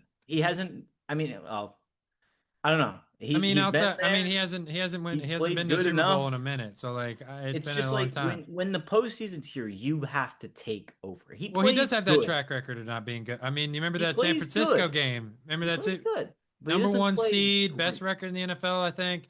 They lost to San Francisco. Rodgers and the offense just didn't do anything. And it's not like Rodgers was bad last year. I mean, he's eighth in the NFL in passing yards, 28 touchdowns, seventh in the league. I think the He's a interceptions he wild need to card. clean up, but he's not a bad quarterback. He's a wild card. I mean, that's the thing is with Arthur Smith, and you mentioned Jalen Warren. I really love the Caleb Johnson pickup at Iowa. That guy is a monster, 6'1". But again, it looks like it's going to be a committee. I mean, that should be pretty good, but I mean, it's a run first team with Arthur Smith there, and I just don't know what it's gonna be like. Are they gonna sneak into the playoffs? Can that be a team that just shocks people from nowhere because they have this veteran quarterback who could just turn it up? I mean, I don't know. It's definitely interesting to see. And can DK take that leap? Oh yeah, for sure. I mean, the only question is when he gets doubled and triple teamed because there's nobody else to catch the ball, then what? Because you can't just run the ball into, maybe try some RPOs, like some jet sweeps with Scotty Miller. I think Scotty Miller could be a liable target for Rodgers just because he's that slot guy. He could create separation. And if Rodgers can be accurate enough to put it on his shoulder, I mean, Scotty Miller's a decent player. I really do believe he's got good route running. He's got good hands. Um, Not that he needs to be anything special, but I think he could develop into a decent number two. And he played with Brady too. He's been on a Super Bowl team. Yeah, I mean, the I, experience. Yeah. I just think it's interesting that he's your wide receiver three, but that's where I'm kind of like I would like to see the Steelers finally do something. I mean, it's kind of just been and it was the whole thing. Everyone knew Aaron Rodgers was signing with the Hmm. Steelers, but it just lingered on for so long. It was like I didn't I didn't even know if he was going to come back and play, but Yeah. a guy of that talent. I mean, I don't think he can go out that way. I was sold there he was not coming back until like late in training camp. He pulls this stunt that he does every year. He's like, I don't know. Make up your mind. I mean, it's like I understand you might want to call it quits, then just do it. I mean, you can't just be on the fence for what was it, 3 months? He's like, yeah, just I don't know. I mean, at that point he's 41. I feel like he's just legacy chasing at this point. He's probably just trying to pass with Brett Favre so he could be considered the greatest, greatest Packer at least. And he played longer than Favre, but it's like it's time. Hang him up. I've got one team that everybody's asking: Can the Arizona Cardinals Oh no, no, can I can gotta they go. I can gotta they go. do something? Can they actually start to start to make this I have a talent better work? I have a better question for you. Is this Kyler Murray's last year as a starter? I mean, he hasn't proven anything. It could be. I Okay, mean, it depends how bad he plays, let, but let me like let me he's let me got to have a good rephrase. year. This is a guy that's got to prove that he can be a starting quarterback. You've got weapons. You've got Marv. You've got Trey McBride. You've got a lot of you've got a good backfield. James Conner, Trey Benson. I mean, this defense got better. You got Josh Mhm. Sweat. You drafted Will Johnson. Jonathan, yeah, I mean, Like, I you mean, got a this new is head coach. not a, this could be a very competitive Cardinals team. And if they overachieve, they could potentially make the playoffs, but that always that's on Kyler Murray. That if Kyler, it all depends on Kyler Murray. If Kyler Murray can be that guy he was when they went on that 8-0 run, a few years ago, then the Cardinals, they could be a scary team. But you just don't know what Kyler Murray you're going to get. Are you going to get a Kyler Murray that throws terrible interceptions? I mean, you remember that one against the Seahawks last year? I mean, holy moly, dude. I mean, that was awful. Like, a very critical point in the game, a one possession game, and you had a chance to, put your team back in it, and then you just turn it over, and you lose the game. But I don't know. Kyler Murray's got to prove that he is a franchise quarterback. This is the year. He's got the weapons, man. He's got no excuses now because this Cardinals team is good on paper and they have everything they need to run. I like, and here's the thing. I said, Kyle, is this Kyler Murray's last year start? I actually really like Kyler. I think he's I a like great him too. quarterback. He's really good. But the biggest problem with Kyler Murray is that he doesn't use his arm enough. He every time he's about to step up, make a monster throw, he will run around like a little toddler, like a psycho, and try and make something happen. Just when you have the ability to throw the ball a country mile, I don't care how short you are, make the throw. And what we're seeing in training camp in the preseason, like he had a couple good glimpses. I don't think he's a bad quarterback by any means. Even if the Cardinals move on from him, he'll get another shot on another team. And I think it'd be funny if he went to the Vikings by chance, whatever. That'd be a different story. But I would love to see with Kevin O'Connell what he could do with there. But this team reminds me a lot of the Bears last year, and just how Jonathan Gannon. I don't know if he's ready to be that guy at the helm, like Nathaniel Hackett.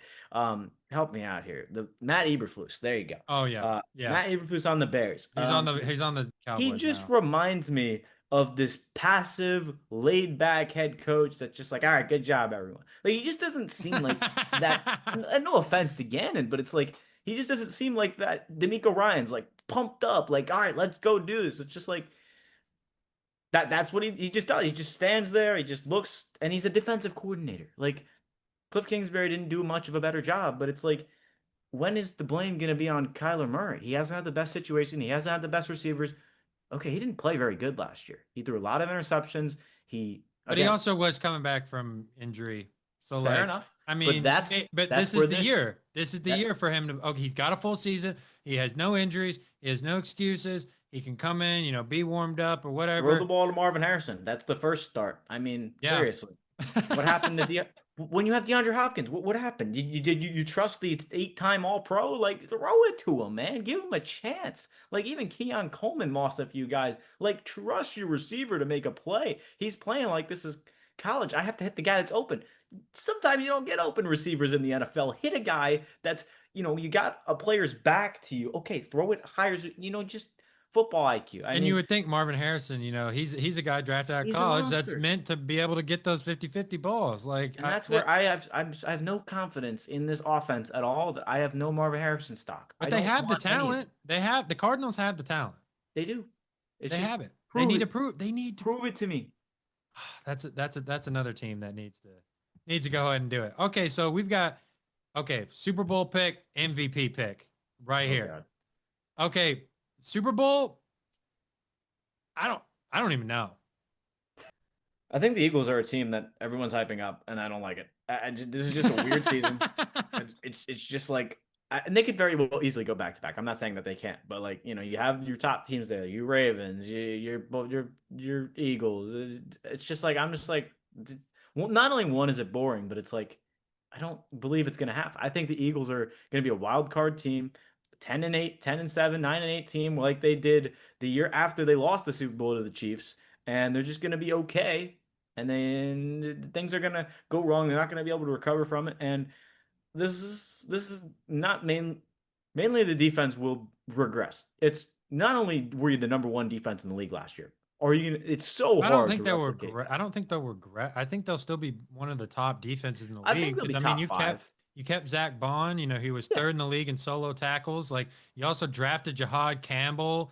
yeah, That's a big pickup for me. I mean, yeah. the Eagles are good No, on I'm not defense. saying again, I'm not saying they're not, but this is getting to my pick, and it's like I like the Eagles a lot. I just feel like for what they did last year, the expectation is here now that they did this. You know what I mean? And that's where I'm just like, I can't get on board. It's like I want to go with the team that's going on the rise. And I don't know why nobody's talking about it, but the Commanders went to the NFC Championship last year. This is a team that I really do believe can not only go, but win the Super Bowl. And a lot of people are like, oh, well, are you worried about a sophomore slump and Jaden Daniels? They got better in every atmosphere. They got better on offense with Deebo Samuel. They got better on defense, bringing in Von Miller. Again, I know it's not a flashy name. He's old. He's a good veteran, though. Yeah, But but he's going to be a good rotational player for agreed. them. Yeah, but I think Dan Quinn, a great coach with great experience, he went to the right opportunity. Cliff Kingsbury, the offensive coordinator, Jaden Daniels in year two. Year two quarterbacks, they've had a good track record of doing good things in year two. I know CJ Stroud didn't really live up to that, but that's where everyone's hesitant to hop on this Commanders team because of what the Texans couldn't do last year. The hype was there for the Texans. That's where I feel like with the Commanders. But going back in time, Ben Roethlisberger winning a Super Bowl his second year, Tom Brady, Russell Wilson, even a few years ago, Brock Purdy, Joe Burrow going to Super Bowls in their second season. I think it's really possible for Jaden to take that second year jump. It's just a matter of can the defense be better than it was in the NFC Championship last game when you let up a 50 bomb on the Eagles. They had the offense. They outshot the Lions. I mean, they did that. This is a really good team. And I feel like for the odds of them being like number 8, number 9 when they were like one game away, this close from going to a Yeah, Super Bowl. and they got Why have better too. why have they slid But down the also, rankings? like, do you think? Okay, I'll ask you this then, because I personally like I think the Commanders are definitely a contender, but like, I mean, losing Brian Robinson, man, that hurts them. That It, really it's hurts them. it's Who's a going to be very that second interesting. guy? It's a very interesting situation because I don't think it was a good idea to get rid of him because not only that, it was great depth. I don't That know. made them worse on in the running attack. Yeah, I don't know. It's a really weird situation. I don't know. I feel like he was all in going into camp, and it's not like he held out. It's not like he wanted a new contract or anything. It's at least from not what we were aware of. I don't think that's going to affect them at all, though. They have guys that can do the same thing as Robinson.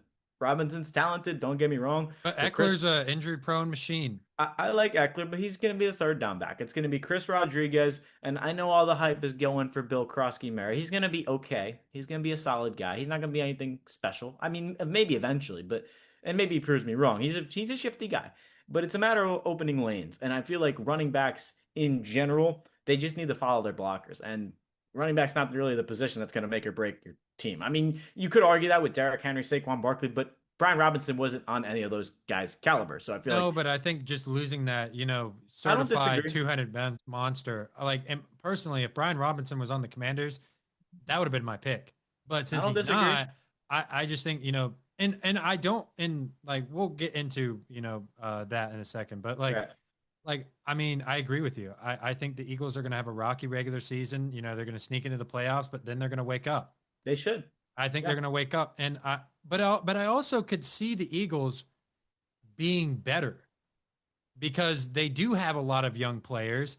They have won a Super Bowl and they're still hungry. Yeah. Sometimes when you see a team that wins a Super Bowl, they're just satisfied. They're talking about the Super Bowl win, all off season, but that just hasn't really happened. And I hate the Eagles. Like this is coming from a Yeah. Cowboys fan. Like I hate the Eagles, but I just don't think anybody's gonna be able to match it. And if they're doing that Yeah. tush push BS, Yeah. dude, good luck stopping that, dude. That's like the most unstoppable play in the game. So good luck stopping that, man. Third Yeah. and I one, mean, fourth and one again, on the goal line. It's a guaranteed touchdown every single time, man. And they just live off of that. They live off of that. yeah, I mean, They're I'm not trying to physical. Their offensive line is super, super, super good. They're very big. Like, and then you got Barkley who ran for 2,000 yards last year. Now, I know some people, conspiracy people out here going, Is the Madden curse going to hit Saquon Barkley this year? Who knows? I mean, that was the first healthy Saquon we've seen in a long time. So, like, I don't know. It's the Eagles will run it back if he's healthy. If he's not, they're in some deep trouble. I Deep mean, trouble. Saquon was a big part of the team last year. I mean, I'm not gonna knock the Eagles. I think they're a good team. The thing I look for is trying to find something wrong with a team before I can hop on it, right? And I feel like everyone's just kind of riding the bias of last year, where it's like we're not seeing the things that happened. Like they lost a lot of pieces, but doing the research of being a fantasy crazy person, watching the Saquon had rushed for 2,000 yards. There's only been 9 other players that do that in NFL history. Every year a player has rushed for 2K, they have not lived up to 1,500 yards in the next season. So I think that's kind of a little eye opening to me, where it's like Barry Sanders, the year he retired, he had 2,000 yards and then he went for like 1,490. That was the guy that did the most. And it's like, not that you're not going to replicate the year from last season. He's not going to have more than 2,000 yards. I don't think he reaches that at all. No. And not That'd only be that, nuts the if he injuries in the did that past. again. That would be crazy. It's if so he rare ran for a player to get not only plus in 300 1 plus, year. 300 plus attempts with the wear and tear on your body, first of all, and then rushing. I mean, he had a great year. Don't get me wrong. He could easily do it again. Just, I don't think he gets that far. He might have a fully healthy year, 16, 1,700 yards. I don't know. But there's something with me. I just like, everyone's hopped on the Eagles, and I'm like, they slowly got a little bit worse. And they're just not the same team they were last year to me. And that's where I'm just like, I'm out on the Eagles. Okay, so we're going two NFC East teams to Yeah. win the Super Bowl. Yeah. MVP. Who are you going with the MVP here?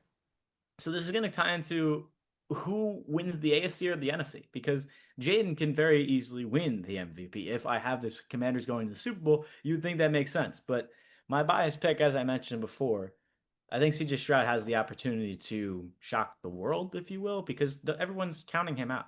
Yeah. I've seen people say that Jared Goff is a better quarterback than CJ Stroud, and it's an argument to have. But I don't know why the CJ Stroud hate is just from 1 year. It's like he's going to bounce back in year 3. And I think if he can win an MVP over guys like Joe Burrow, Lamar Jackson, Patrick Mahomes, that is a statement. So I don't know if he does do that. It's a sleeper pick because I can't say the consensus name. I can't do it. I would love to say Joe Burrow, but I have to be doing something different that nobody else does. I'm going with Baker Mayfield. Ooh. Even with the injuries? Okay. All right. I think Baker Mayfield won last year. I mean, he had a phenomenal year. Yeah. Phenomenal. Third in the NFL in passing, 4,500 yards. Second in touchdowns, 41. He had 15 interceptions. I expect that to be cleaned up. But I mean, I think, this team is good. Now I know you mentioned injuries, but I mean, they're healthy for the most part. They're just, there's a couple of guys on defense that are going to return later in the year, and Chris Godwin, he's going to come back later in the year. But you still got, guys like Mike Evans. You drafted Emeka Ibuka.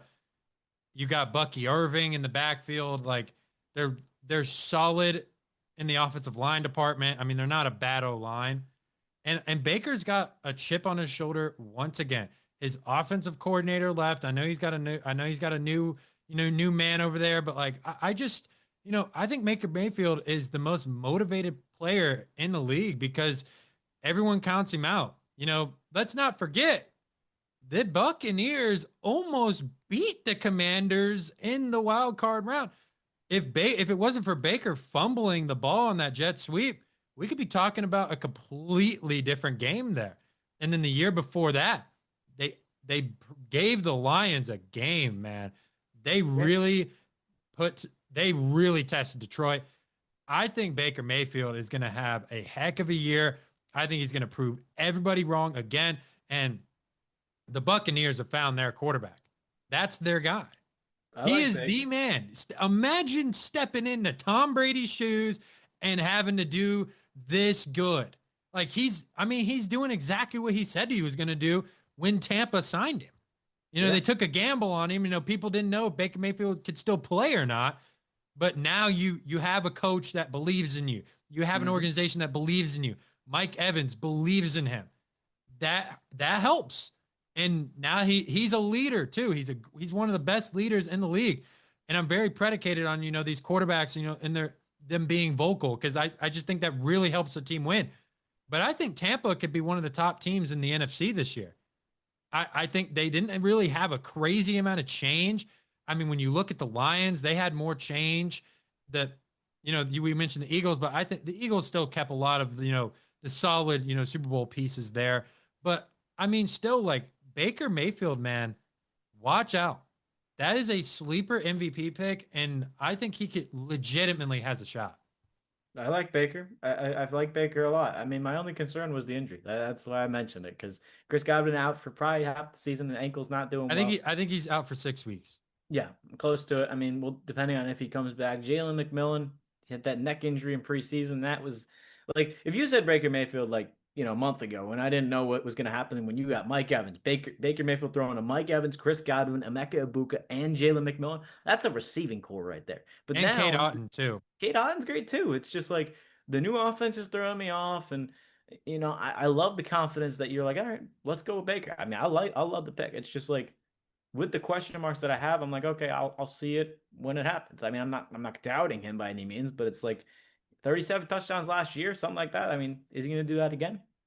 We'll see. I Yeah, mean, 41. Yeah, yeah, it was a lot. So that's a lot.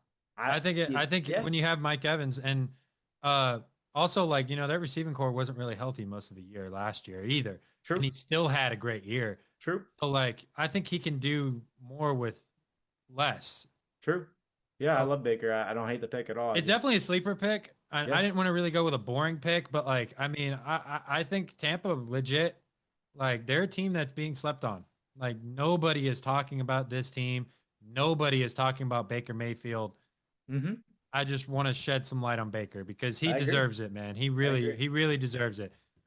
Let's get into some AFC West predictions here. We're gonna start out Oh boy. with the division. Ah, man, this is an interesting division, but I think I'm gonna shock you with this one. I'm going with the Denver Broncos to win the AFC West. Year two of Bo Nix. I think he is going to have an even better year than he had last year. And he's also got, I think he's got a better backfield. You got J.K. Dobbins, who ran for 900 yards last year. You also drafted R.J. Harvey. He wasn't that bad at UCF. Me and you saw him play a couple times over there. He Love wasn't bad RJ. at all. Cortland Sutton, he's now happy. He got his contract. He got that all figured out. And then this Denver defense is really good too. I mean, you got, the AP Defensive Player of the Year, Pat Surtain, of course. You pick up Dre Greenlaw in the offseason. Now, I know some people are going to be like, yeah, he missed a lot of time that injury, but, he's not obviously going to be the Dre Greenlaw, we saw in his prime. But, like, I mean, he still can be a huge veteran piece to this defense leadership wise. I also like their front line. They had two guys last year that had over 10 sacks. So, like, I really like Zach Allen. I think he's a heck of a player as well. Like, just looking at that team, like, they were one of the best defenses. They Yeah. really surprised a lot of people with what they could do offensively. You've got Sean Payton there. Like, he's a great coach, young quarterback. They developed that relationship. I think that's a team you definitely got to watch out for. And I wouldn't be surprised. They also picked up Evan Ingram as well from Jacksonville. And I know, yeah. But as a receiving tight end, I mean, he can really make some damage happen when he's healthy as well. But I just really think Denver is on their way, and they were ahead of schedule last year with Bo Nix for sure. No one thought that Bo Nix was going to come in and Well, throw for 3,700 yards, 29 touchdowns, and make the playoffs, eh, like, in a tough AFC. I didn't see that coming. I thought maybe he would be good, but I didn't think he'd be doing all that. I mean, he was making some pretty good throws against the Bills. Like, I mean, for a minute there, I was like, maybe the Broncos can hang around, but that's a team I'm watching for. I think, and Kansas City, they've got a lot of uncertainty in my opinion. I know they've got that the defense is still there, still good, but, like, offensively, I don't really know. Like, I'm not really too sure about that. yeah. Chargers, I don't really have. I mean, they're a good regular season team, but yeah, I don't know. I think it's a pretty easy division. I mean, I like in terms of predicting it. I got the Raiders last. For a second there, I thought you were gonna pull Nick Wright and be like, "Oh, the Broncos are gonna get last." I'm like, okay. What he said. Did you hear that clip? I mean, some of these guys, man, I'm convinced they say that stuff just to get It's traction. rage bait, dog. It is. It's I would rage agree. bait. It's rage bait. I That's mean, all I it could is. You see. can't look at the Broncos seriously with a realistic mind and be like, yo, they're going to finish last. Like, they took such a big leap last year, and I just think they could even take the next step. I could see the argument for why he doesn't believe in them, but to have the audacity to just stick them last under the Raiders, who are this unproven team with a new head coach and Geno Smith, what the hell, with not the best defense? Well, I It's don't know. like I don't really like how you say that, Geno Smith, but I like okay. The Raiders are 100% a lot better than they were last year, but they're still last. They're playing the Chiefs, the Chargers, and the Broncos. Those are two, three playoff teams. Seriously. So I don't know. I'm looking at the AFC North, the West. Excuse me. I got the Chiefs on top. I mean, it's always the Chiefs. It's always been the Chiefs. And I mean, if it were to be a team, I'll be honest, it is the Broncos. If you see me looking they were down here, competitive. They were I competitive with had the to pull Chiefs out last year. my record predictions that I did like a month ago, and I'm like, where did I put the Broncos? I got them second. I got them winning 11 games, and I could see the argument where Nick Wright's like, he's gonna have a Drake May year. No, Bo Nix is a good quarterback, and I'll be honest, maybe I didn't see him going to the playoffs last year, but I saw Denver being a 500 team at least, and Bo Nix throwing for at least 3,500 yards and maybe not 29 touchdowns, but I expected something there. He's the most experienced college quarterback. I mean, he was at least going to show something in my eyes. So, love Bo Nix. I like the pick. A little bit of a switcher upper. I mean, I just don't think the Chiefs are going to fall off that much, and they're still going to be the Chiefs. Broncos will probably go split in the division. That's a really tough division, and I Expect really those like games their against the Chiefs to be close like they were last yeah. year, Oh, except a except couple. that last one. But like they I lost literally by Yeah. a field goal I to the mean, Chiefs. I got it 12-5, 11-6. I mean, one of those games goes the opposite way. They're winning the Yeah, division. I mean, I don't right. hate it. I like the Broncos. I think they could definitely make a case. That'll Definitely. be but the Chiefs, I mean, obviously you're going to be in there, but AFC East, we've been talking Wow. about, this team I think is 5 seconds. We'll take 5 seconds kind on of this. quick. This is kind of quick. The Bills, but the one team that's right behind them that I think is going to be very competitive this year is the Patriots. Bingo. I had the same thing. I mean, Mike Vrabel, experienced head coach, coming into the league. Josh McDaniels back at the offensive coordinator. Drake May year 2, like how is he going to I look a don't full hate it. season? I think they can go 8-9, 9-8, maybe sneak in the play. I mean, I don't know, I think but they maybe could. I think they you could. could see the Patriots being the most. I think I said this in my last podcast. I think the Patriots are going to be the most improved team I this don't season. disagree. I like it. I mean, the Bills are obviously winning the division, but Yeah, if there they've was owned any it the sleeper, last 5 Jets, years. same old Jets. Dolphins have a lot of problems off the field. I mean, the Patriots are a decent roster. If Drake May can do what he did last year and be okay enough, I mean, I think they win a lot of games. So And he eight, show nine off that wins. creativity as well. Yeah, Be able to extend plays definitely. and he's got better weapons this year. Stephon Diggs. He's Right. ahead of schedule with the ACL. I think he could still be that guy. Yeah. Personally, I think he was, on his way to having a good year. But I mean, in Houston, he was in a completely different situation. He wasn't the guy. You had Nico Collins take Dell. You had a lot of other weapons there, and Yeah. now you got him kind of being, the guy. And also Hunter Henry. He had a career year last year. That's a security blanket for Drake May. Like I like what they've got going on. And Ramondre Stevenson. Travion Henderson, we've seen what he can do in preseason. Like he's Yeah. been very fun to watch. Patriots defense, I think, always stands out. And, having, Josh back there at OC, man, like I think that'll help as well. But I like it. yeah, I think it's quick. The Bills own that division for as long as I can remember. 100%. This is the division I think I mean, you could argue this is probably an easy pick, but AFC North, I mean, I'm going to Ravens, but I mean, I just don't know who else would win the division. The Like Bengals. outside of like, no. You What do think you mean no? I don't think the Bengals are. I don't think the Bengals have a good enough defense to win the division. But offensively, I mean, they if could they maybe finish second place, maybe if they win 10 games, but I don't think they're going to win if the they flip division. flop the one score games they had last year, I don't know. And here's the thing. I mean, I have the Bengals and the Ravens tied at 11-6. So it's definitely something. I mean, the Steelers are what, 9-8. Browns are going to be okay. I don't. Here's the thing. I don't know what to expect with the Browns because they finally got Joe Flacco back. I don't know why they got rid of him for one season. He literally led you to the playoffs, and you said we would rather have Deshaun Watson play and tear his Achilles, and then bring you back because we don't have anybody else, and now we draft three different. It's just like I didn't understand that, and it really was annoying because you make the playoffs with Joe Flacco, who came off the couch, by the way, to play Oh football, yeah. who played with that great defense and balled out, and you said, nah, we like Deshaun Came Watson. in through 300 We yards. we like Deshaun Watson, who's proven nothing in Cleveland, and he got hurt again. And then Joe Flacco went to the Colts, and then they called him back up. They said, "Yeah, we screwed up. We need you to come back." So is Joe Flacco going to lead the Browns to the playoffs? I mean, he did it before. Like that's the team where I'm just like, They're a good roster. They're yeah, not bad.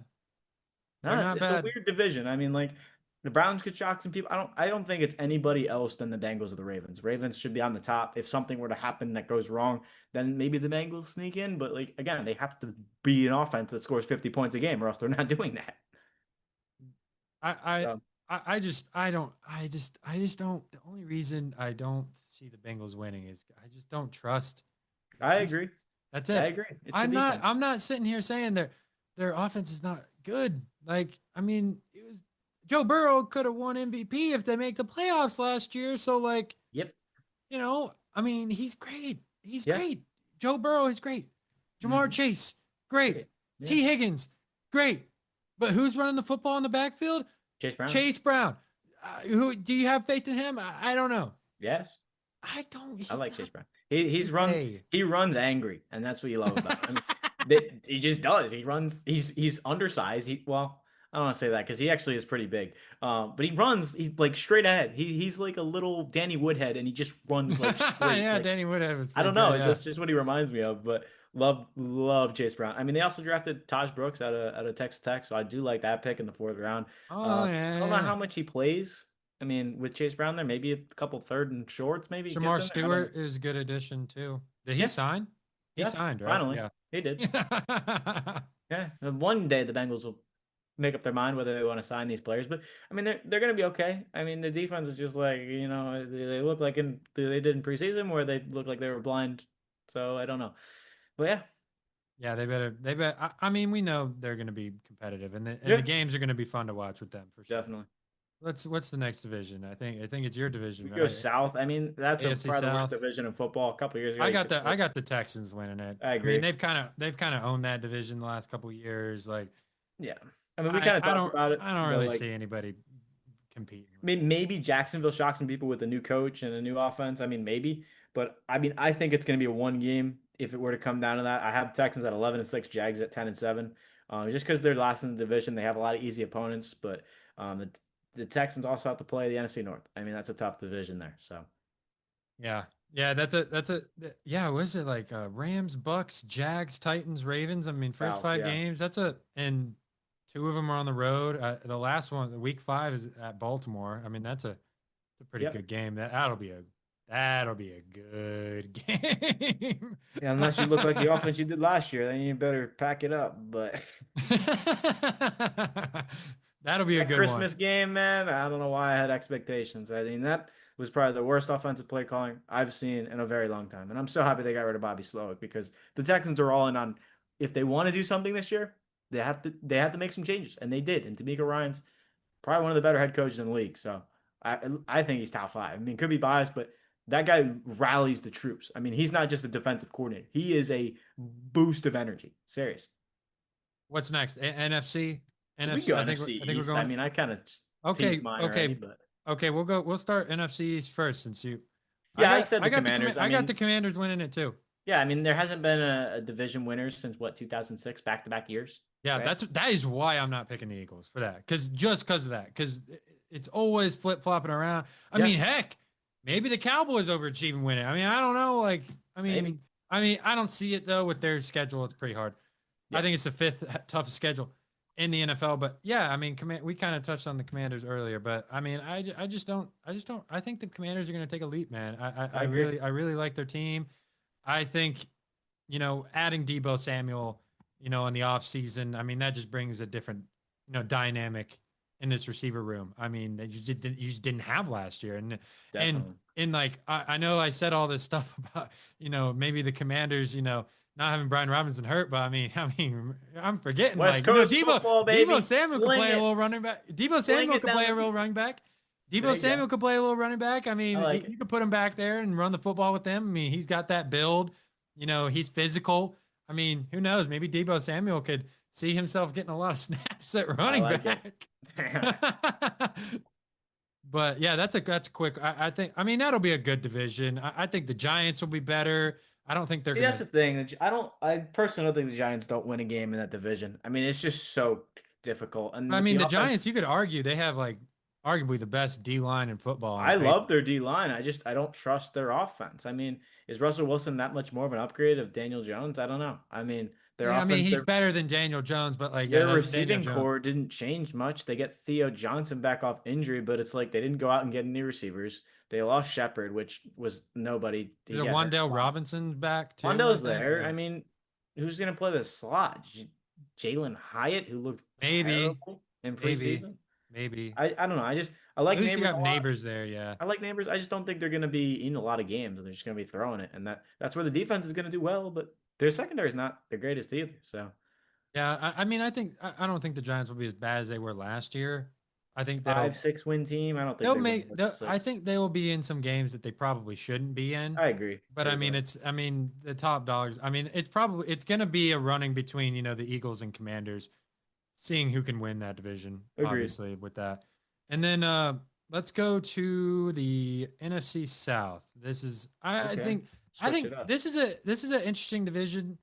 I mean, I'm Not with going the Tampa, Saints. Not but with the I Saints mean, a there. lot of people are talking about the Falcons being able to take that leap. But I mean, I just think, Tampa has proven themselves in this division. Baker's shown that, even when the Falcons are, have the division lead last year and they were behind and people were like, oh, the Falcons are going to run away with it. Tampa Who's said, no, two? no, no. Who's two for you? Second best team in that division for me.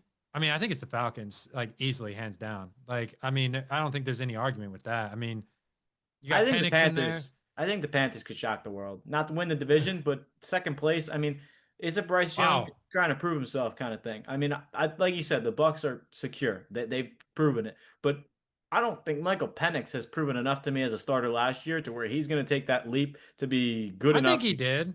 I don't know. I just think he's He showed he okay. can be accurate. He showed he can I stay in the mean, pocket and make there's a throws. very good possibility Penix could take the jump and win like 11, 12 games and shock the world and prove me wrong. I mean, so I be mean, it. I And they think win the he was the division. most NFL ready quarterback coming out. Like Agreed. you I can mean, make it's an just like argument more like ready to go. He's older. He had, I'm not sold.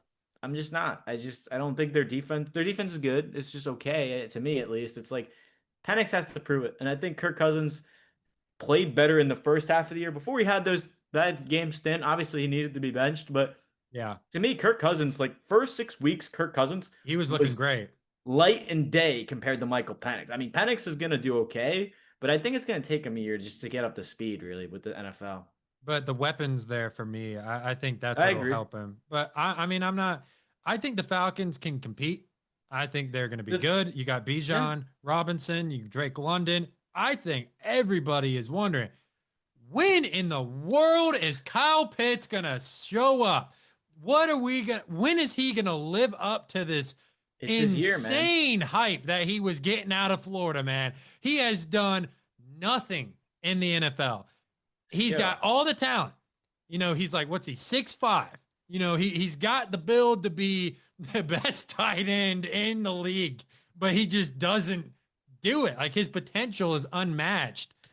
But is he going I to don't show think I up? don't think the Falcons use him correctly either. They run him on a bunch of drags, run him straight down the field and throw him the ball. He's huge. He's huge. He's literally a wide receiver playing tight end. Tell him to run straight and tell him to catch the ball. That's it.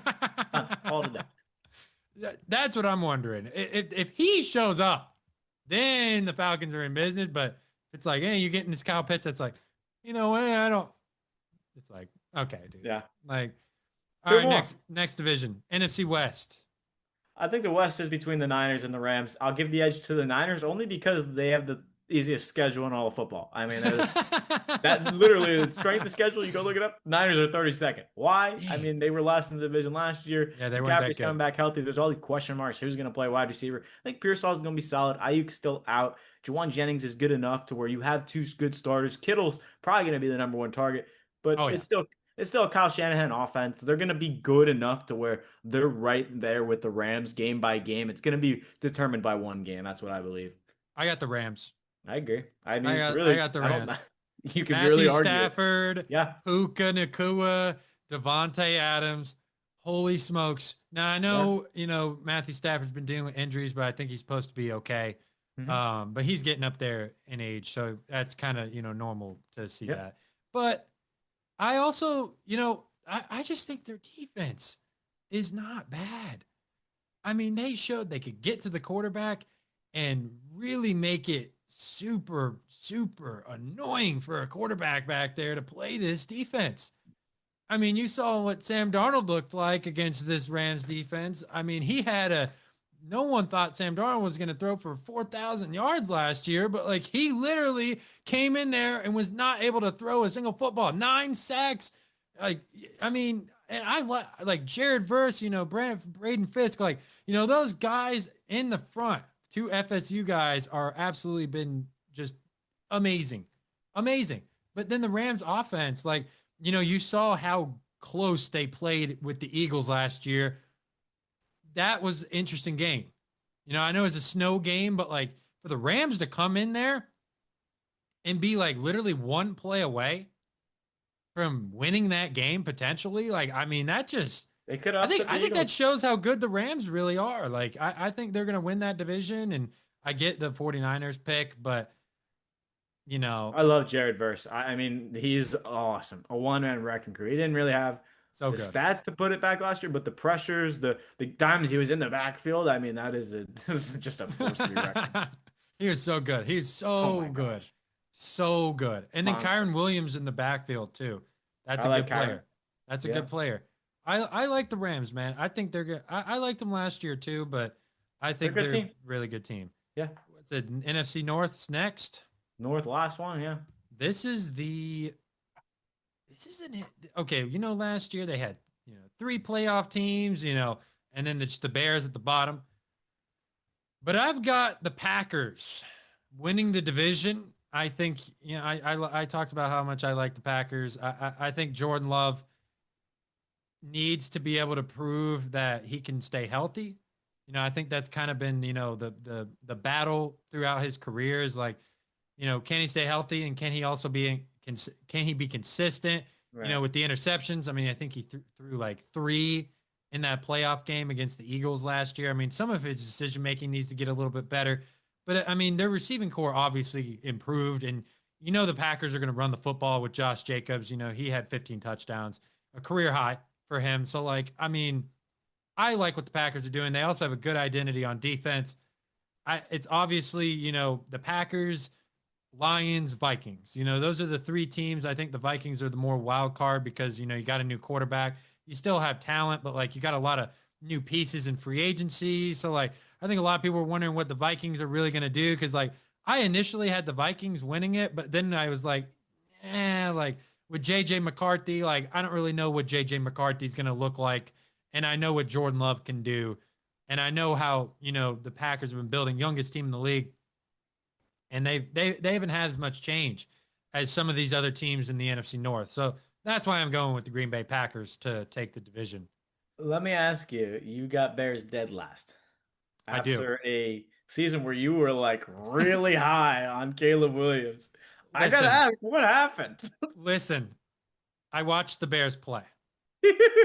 I watched the Bears play, and I don't think the Bears are going to be good again. I don't think the Bears are going to be good this year because Caleb's not used to taking snaps under center. And in the Ben Johnson offense, he's going to be under center a lot more. And, I know they got all these guys on the offensive line, that it's supposed to be better or, whatever. Like, I'm just not buying it, dude. Like, I went on the mountaintop and they just cut my head off. Like, I legit, just think dude.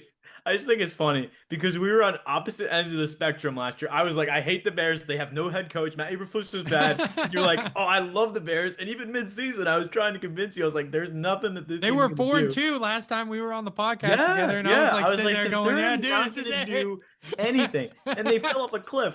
And now I think the Bears can win this division. I'm serious, man. We are gonna flip again. You like, Bears Oh, screwed me last year. They're dead last. oh They have the system my now. God, are Ben you serious Johnson. right now? Is this?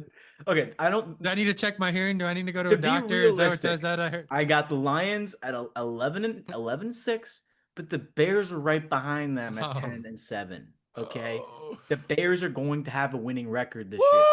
Woo! We're, yeah, same old Bears. I mean, I don't know. That's why I'm not picking him because the same old Yeah. Bears. Okay. It's been like last year, like even with Justin Fields, it's like, oh, Justin Fields finally gets DJ Moore. I hear all this nonsense about all the Bears are going to be great. They had no coach.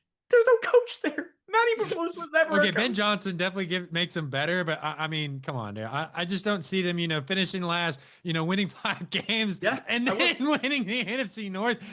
I just don't see it.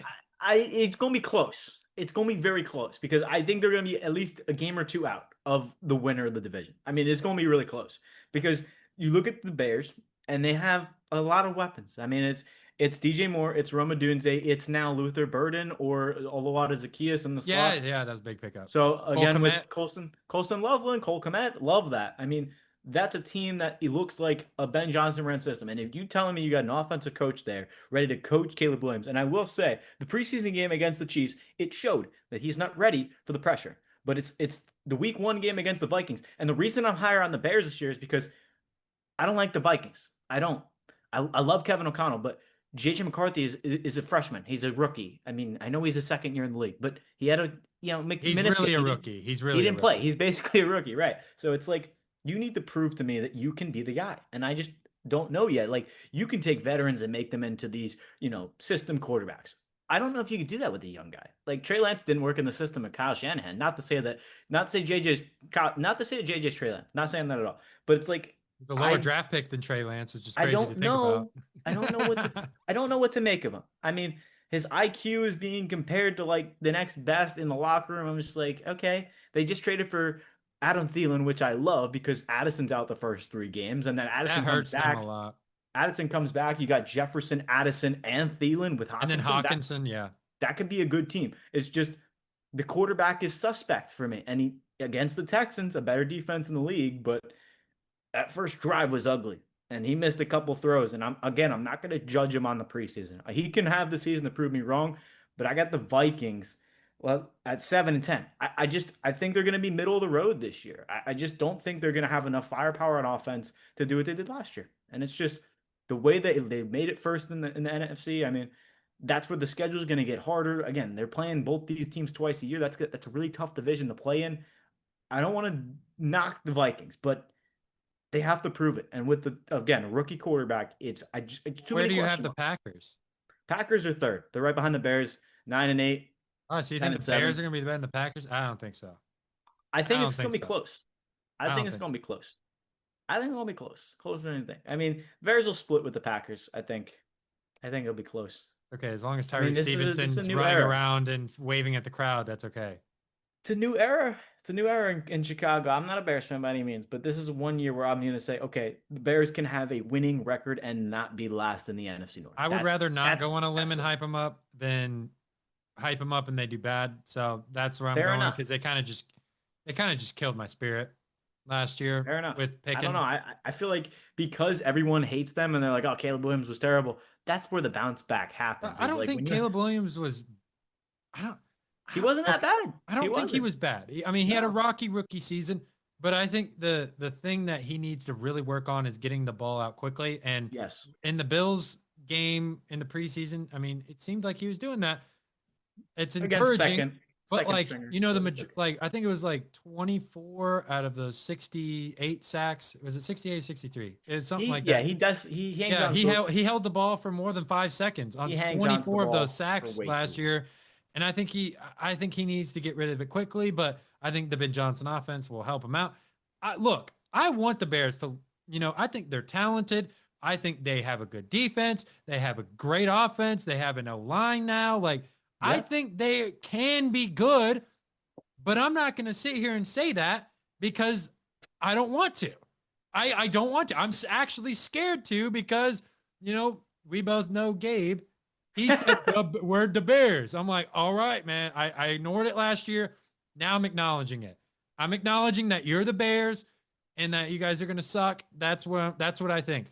I want to do a mid-season recap because I don't want to say anything yet. Nothing has happened. I'm scared. I'm I don't genuinely blame you. scared. You brought him last year. They absolutely shot you in the foot.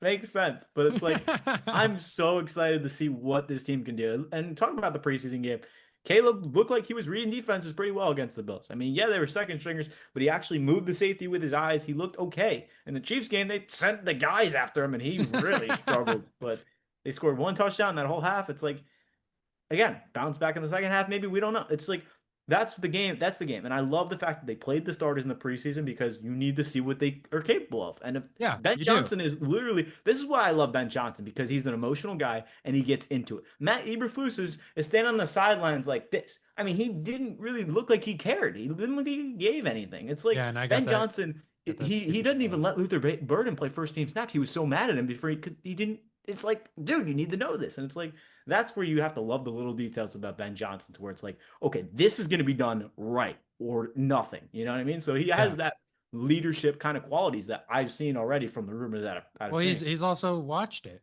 The last couple of years of Dan Campbell, man. I mean, that's it could be a Ben Johnson revenge story. I mean, he knows every team in the NFC North very well. I mean, he picked apart a lot of defenses on the Lions. I mean, 5-1 record against Minnesota. I mean, we'll wait and see. I mean, that's the biggest cliche of them all, but I have to say it because we're right around the corner, Jackson. Now let's get into some top 5 lists to cap this podcast off.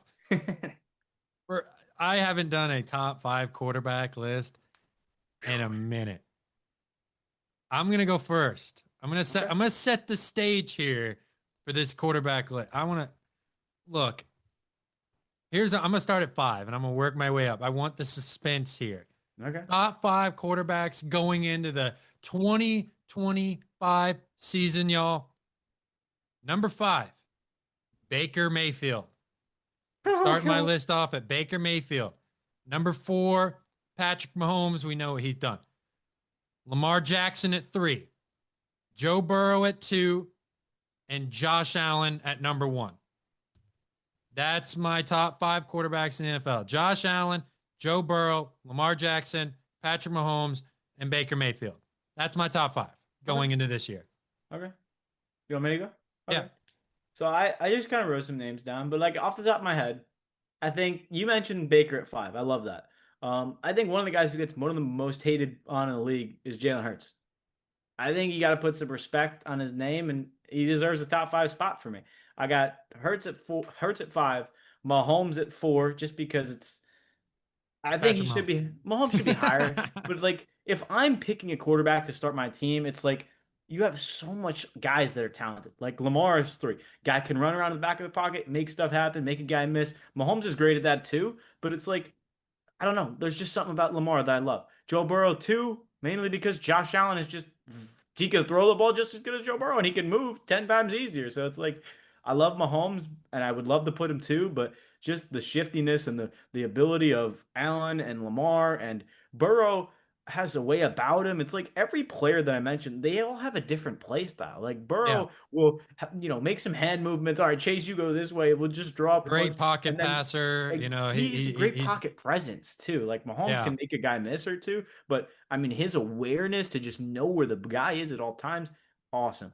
Allen, his running ability, his throwing ability, not enough. I mean, there is just a lot to love there. Hurts is just kind of a one where it's like, he's done enough, and I think he deserves the credibility now that he's won a Super Bowl. And I was the one hating on the Eagles a few minutes ago.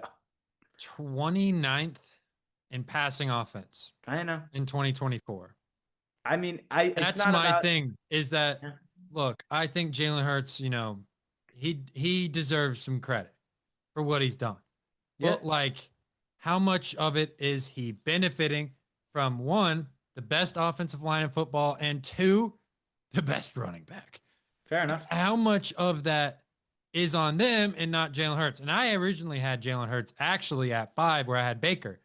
Yeah. But I feel like you could also plug in a bunch of other guys in there. I think Jared Goff, that's a guy I could also see being at 5. But like, you know, I'd that take Stroud over Goff right now. that's also one player as well, CJ I Stroud. like I Stroud. just want to see him, the only reason I didn't have Stroud in there cuz like, at the end of last season or no, yeah, after the 49ers and Chiefs played in the Super Bowl, I did a top 5 list and I had Stroud in my top 5. Yeah. But after his sophomore slump, I just couldn't put him in there. He's definitely top 10, no question.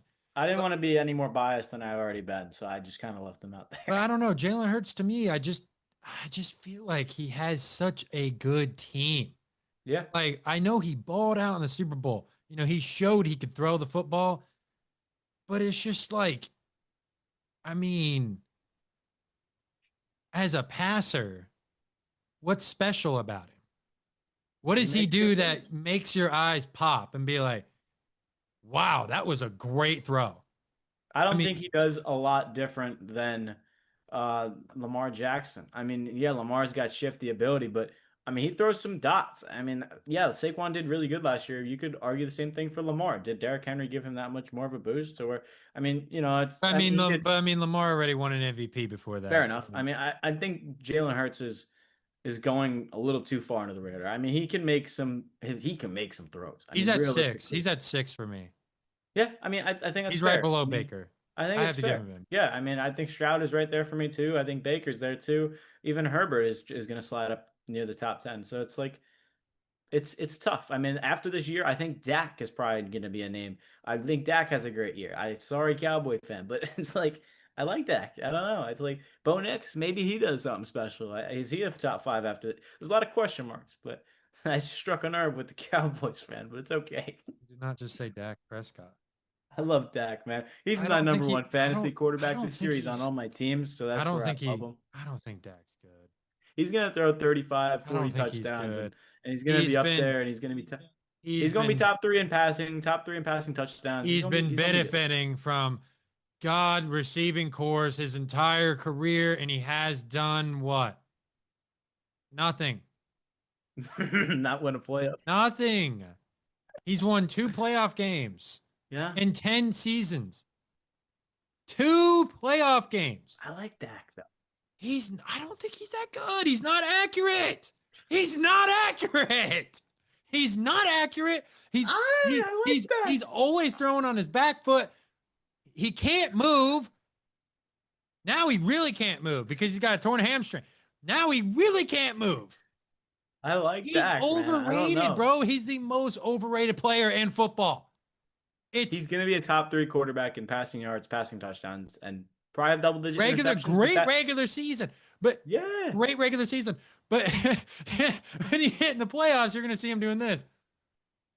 Oh God, dude. Oh, yeah, I'm in the playoffs. yeah. Oh, this is a big game. Oh, I got Yeah. the star on my helmet. Oh, Jerry's looking to make me like Yeah. it's that. That's it. I don't Yeah. trust Dak Prescott. That's why I don't think the Cowboys are going to be no good.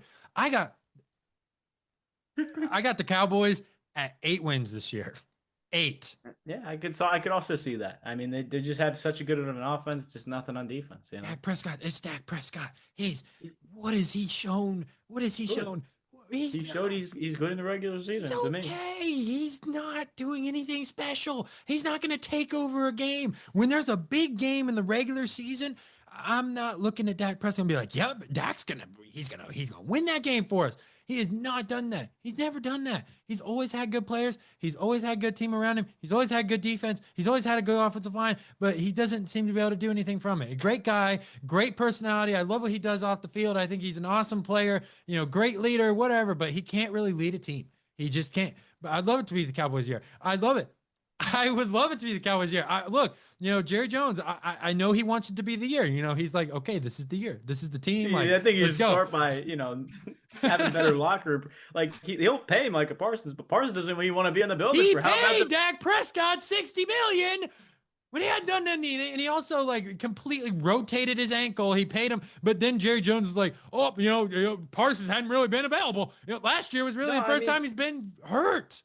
let's get in the top 5 NFL teams to close this out. Top 5 NFL teams. I got the Eagles at 1, the Bills at 2, Ravens at 3, Packers at 4, and the Commanders at 5. Okay. That's my top 5. That's what I got going into the I'll go in regular reverse, season. but I like the Texans so much. I feel like they need to be a little bit, but I don't know. Like, how many teams can I say? Texans, the Chiefs are up there, the Bills are up there, the Ravens are up there. Eagles need to be in the top 5 somewhere, and the Commanders. I think the Commanders, like I said, I think the Commanders win the Super Bowl. But those teams I just mentioned, those are in the range of the top 5, whether it's 1, 2, 3, 4, 5, or 4, 3, 5, whatever you want to put the numbers. Bills are a top team. Ravens are a top team. Chiefs. What did I miss here? Texans, Commanders. So it's like whatever order you want to put those. Probably Texans. Then I don't know.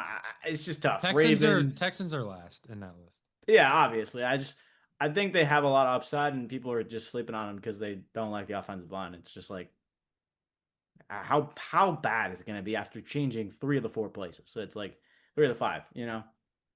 I mean, CJ Stroud really can't run, so he's a little more mobile than you think. I mean, he can step up. He can surprise you a little bit. Not from what I've seen. Not from what I've seen. He's got great pocket awareness. He could step up. He can roll to his right. He can run for some yards. I mean, he definitely can. I would say it's going to happen a lot this year. Okay. All right. That's the NFL. I'm so glad football is back, man. We got college football back. Whew. Officially. Now it's time for the NFL. The stage is set, man. Yes, sir. I hate, I just want to see the games. I want to see, everything play out. I just want to see it. Can't wait for it. I am nervous because my team plays first. The stage is going to be so bright for that Thursday night game. It's going to be too bright. Personally. It's going to be too bright for the Cowboys. I really think it will be. It's just, now that I'm in, Texas, and I'm a part of the state now, and basically it's just like, God, man, couldn't make it any worse. We haven't done anything. Now I'm in Texas for it. Great. Yeah. Great, dude. Well, let's go ahead and we'll close out the pod. I appreciate you hopping on. This is Mike Zanetti. Go check him out. The Big Z Breakdown. Yeah, I got a couple fantasy drafts this weekend, so I'm gonna be locking into some fantasy. Do you have one fantasy sleeper for people out there that are trying to get ready? Oh, there's so many. I don't know, man. What do you want? A rookie? You want a second?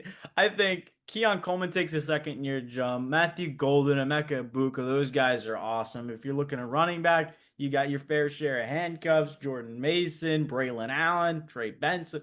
Love those late-round guys. But as far as what the strategy is, grab one of the good running backs early. Whether it's Saquon, Bijan, Genti, Gibbs. There's only so many running backs, so just get one of them. That's all you need is one. So that's all I'll say. Just one. You need running backs in fantasy football. I appreciate it. This is Mike Zanetti. I appreciate you hopping on the pod.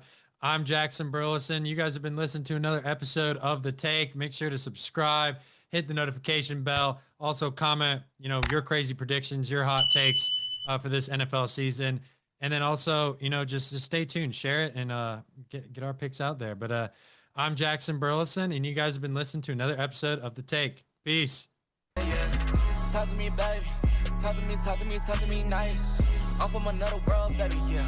Red way paradise. They think I'm way too cold, cause I put my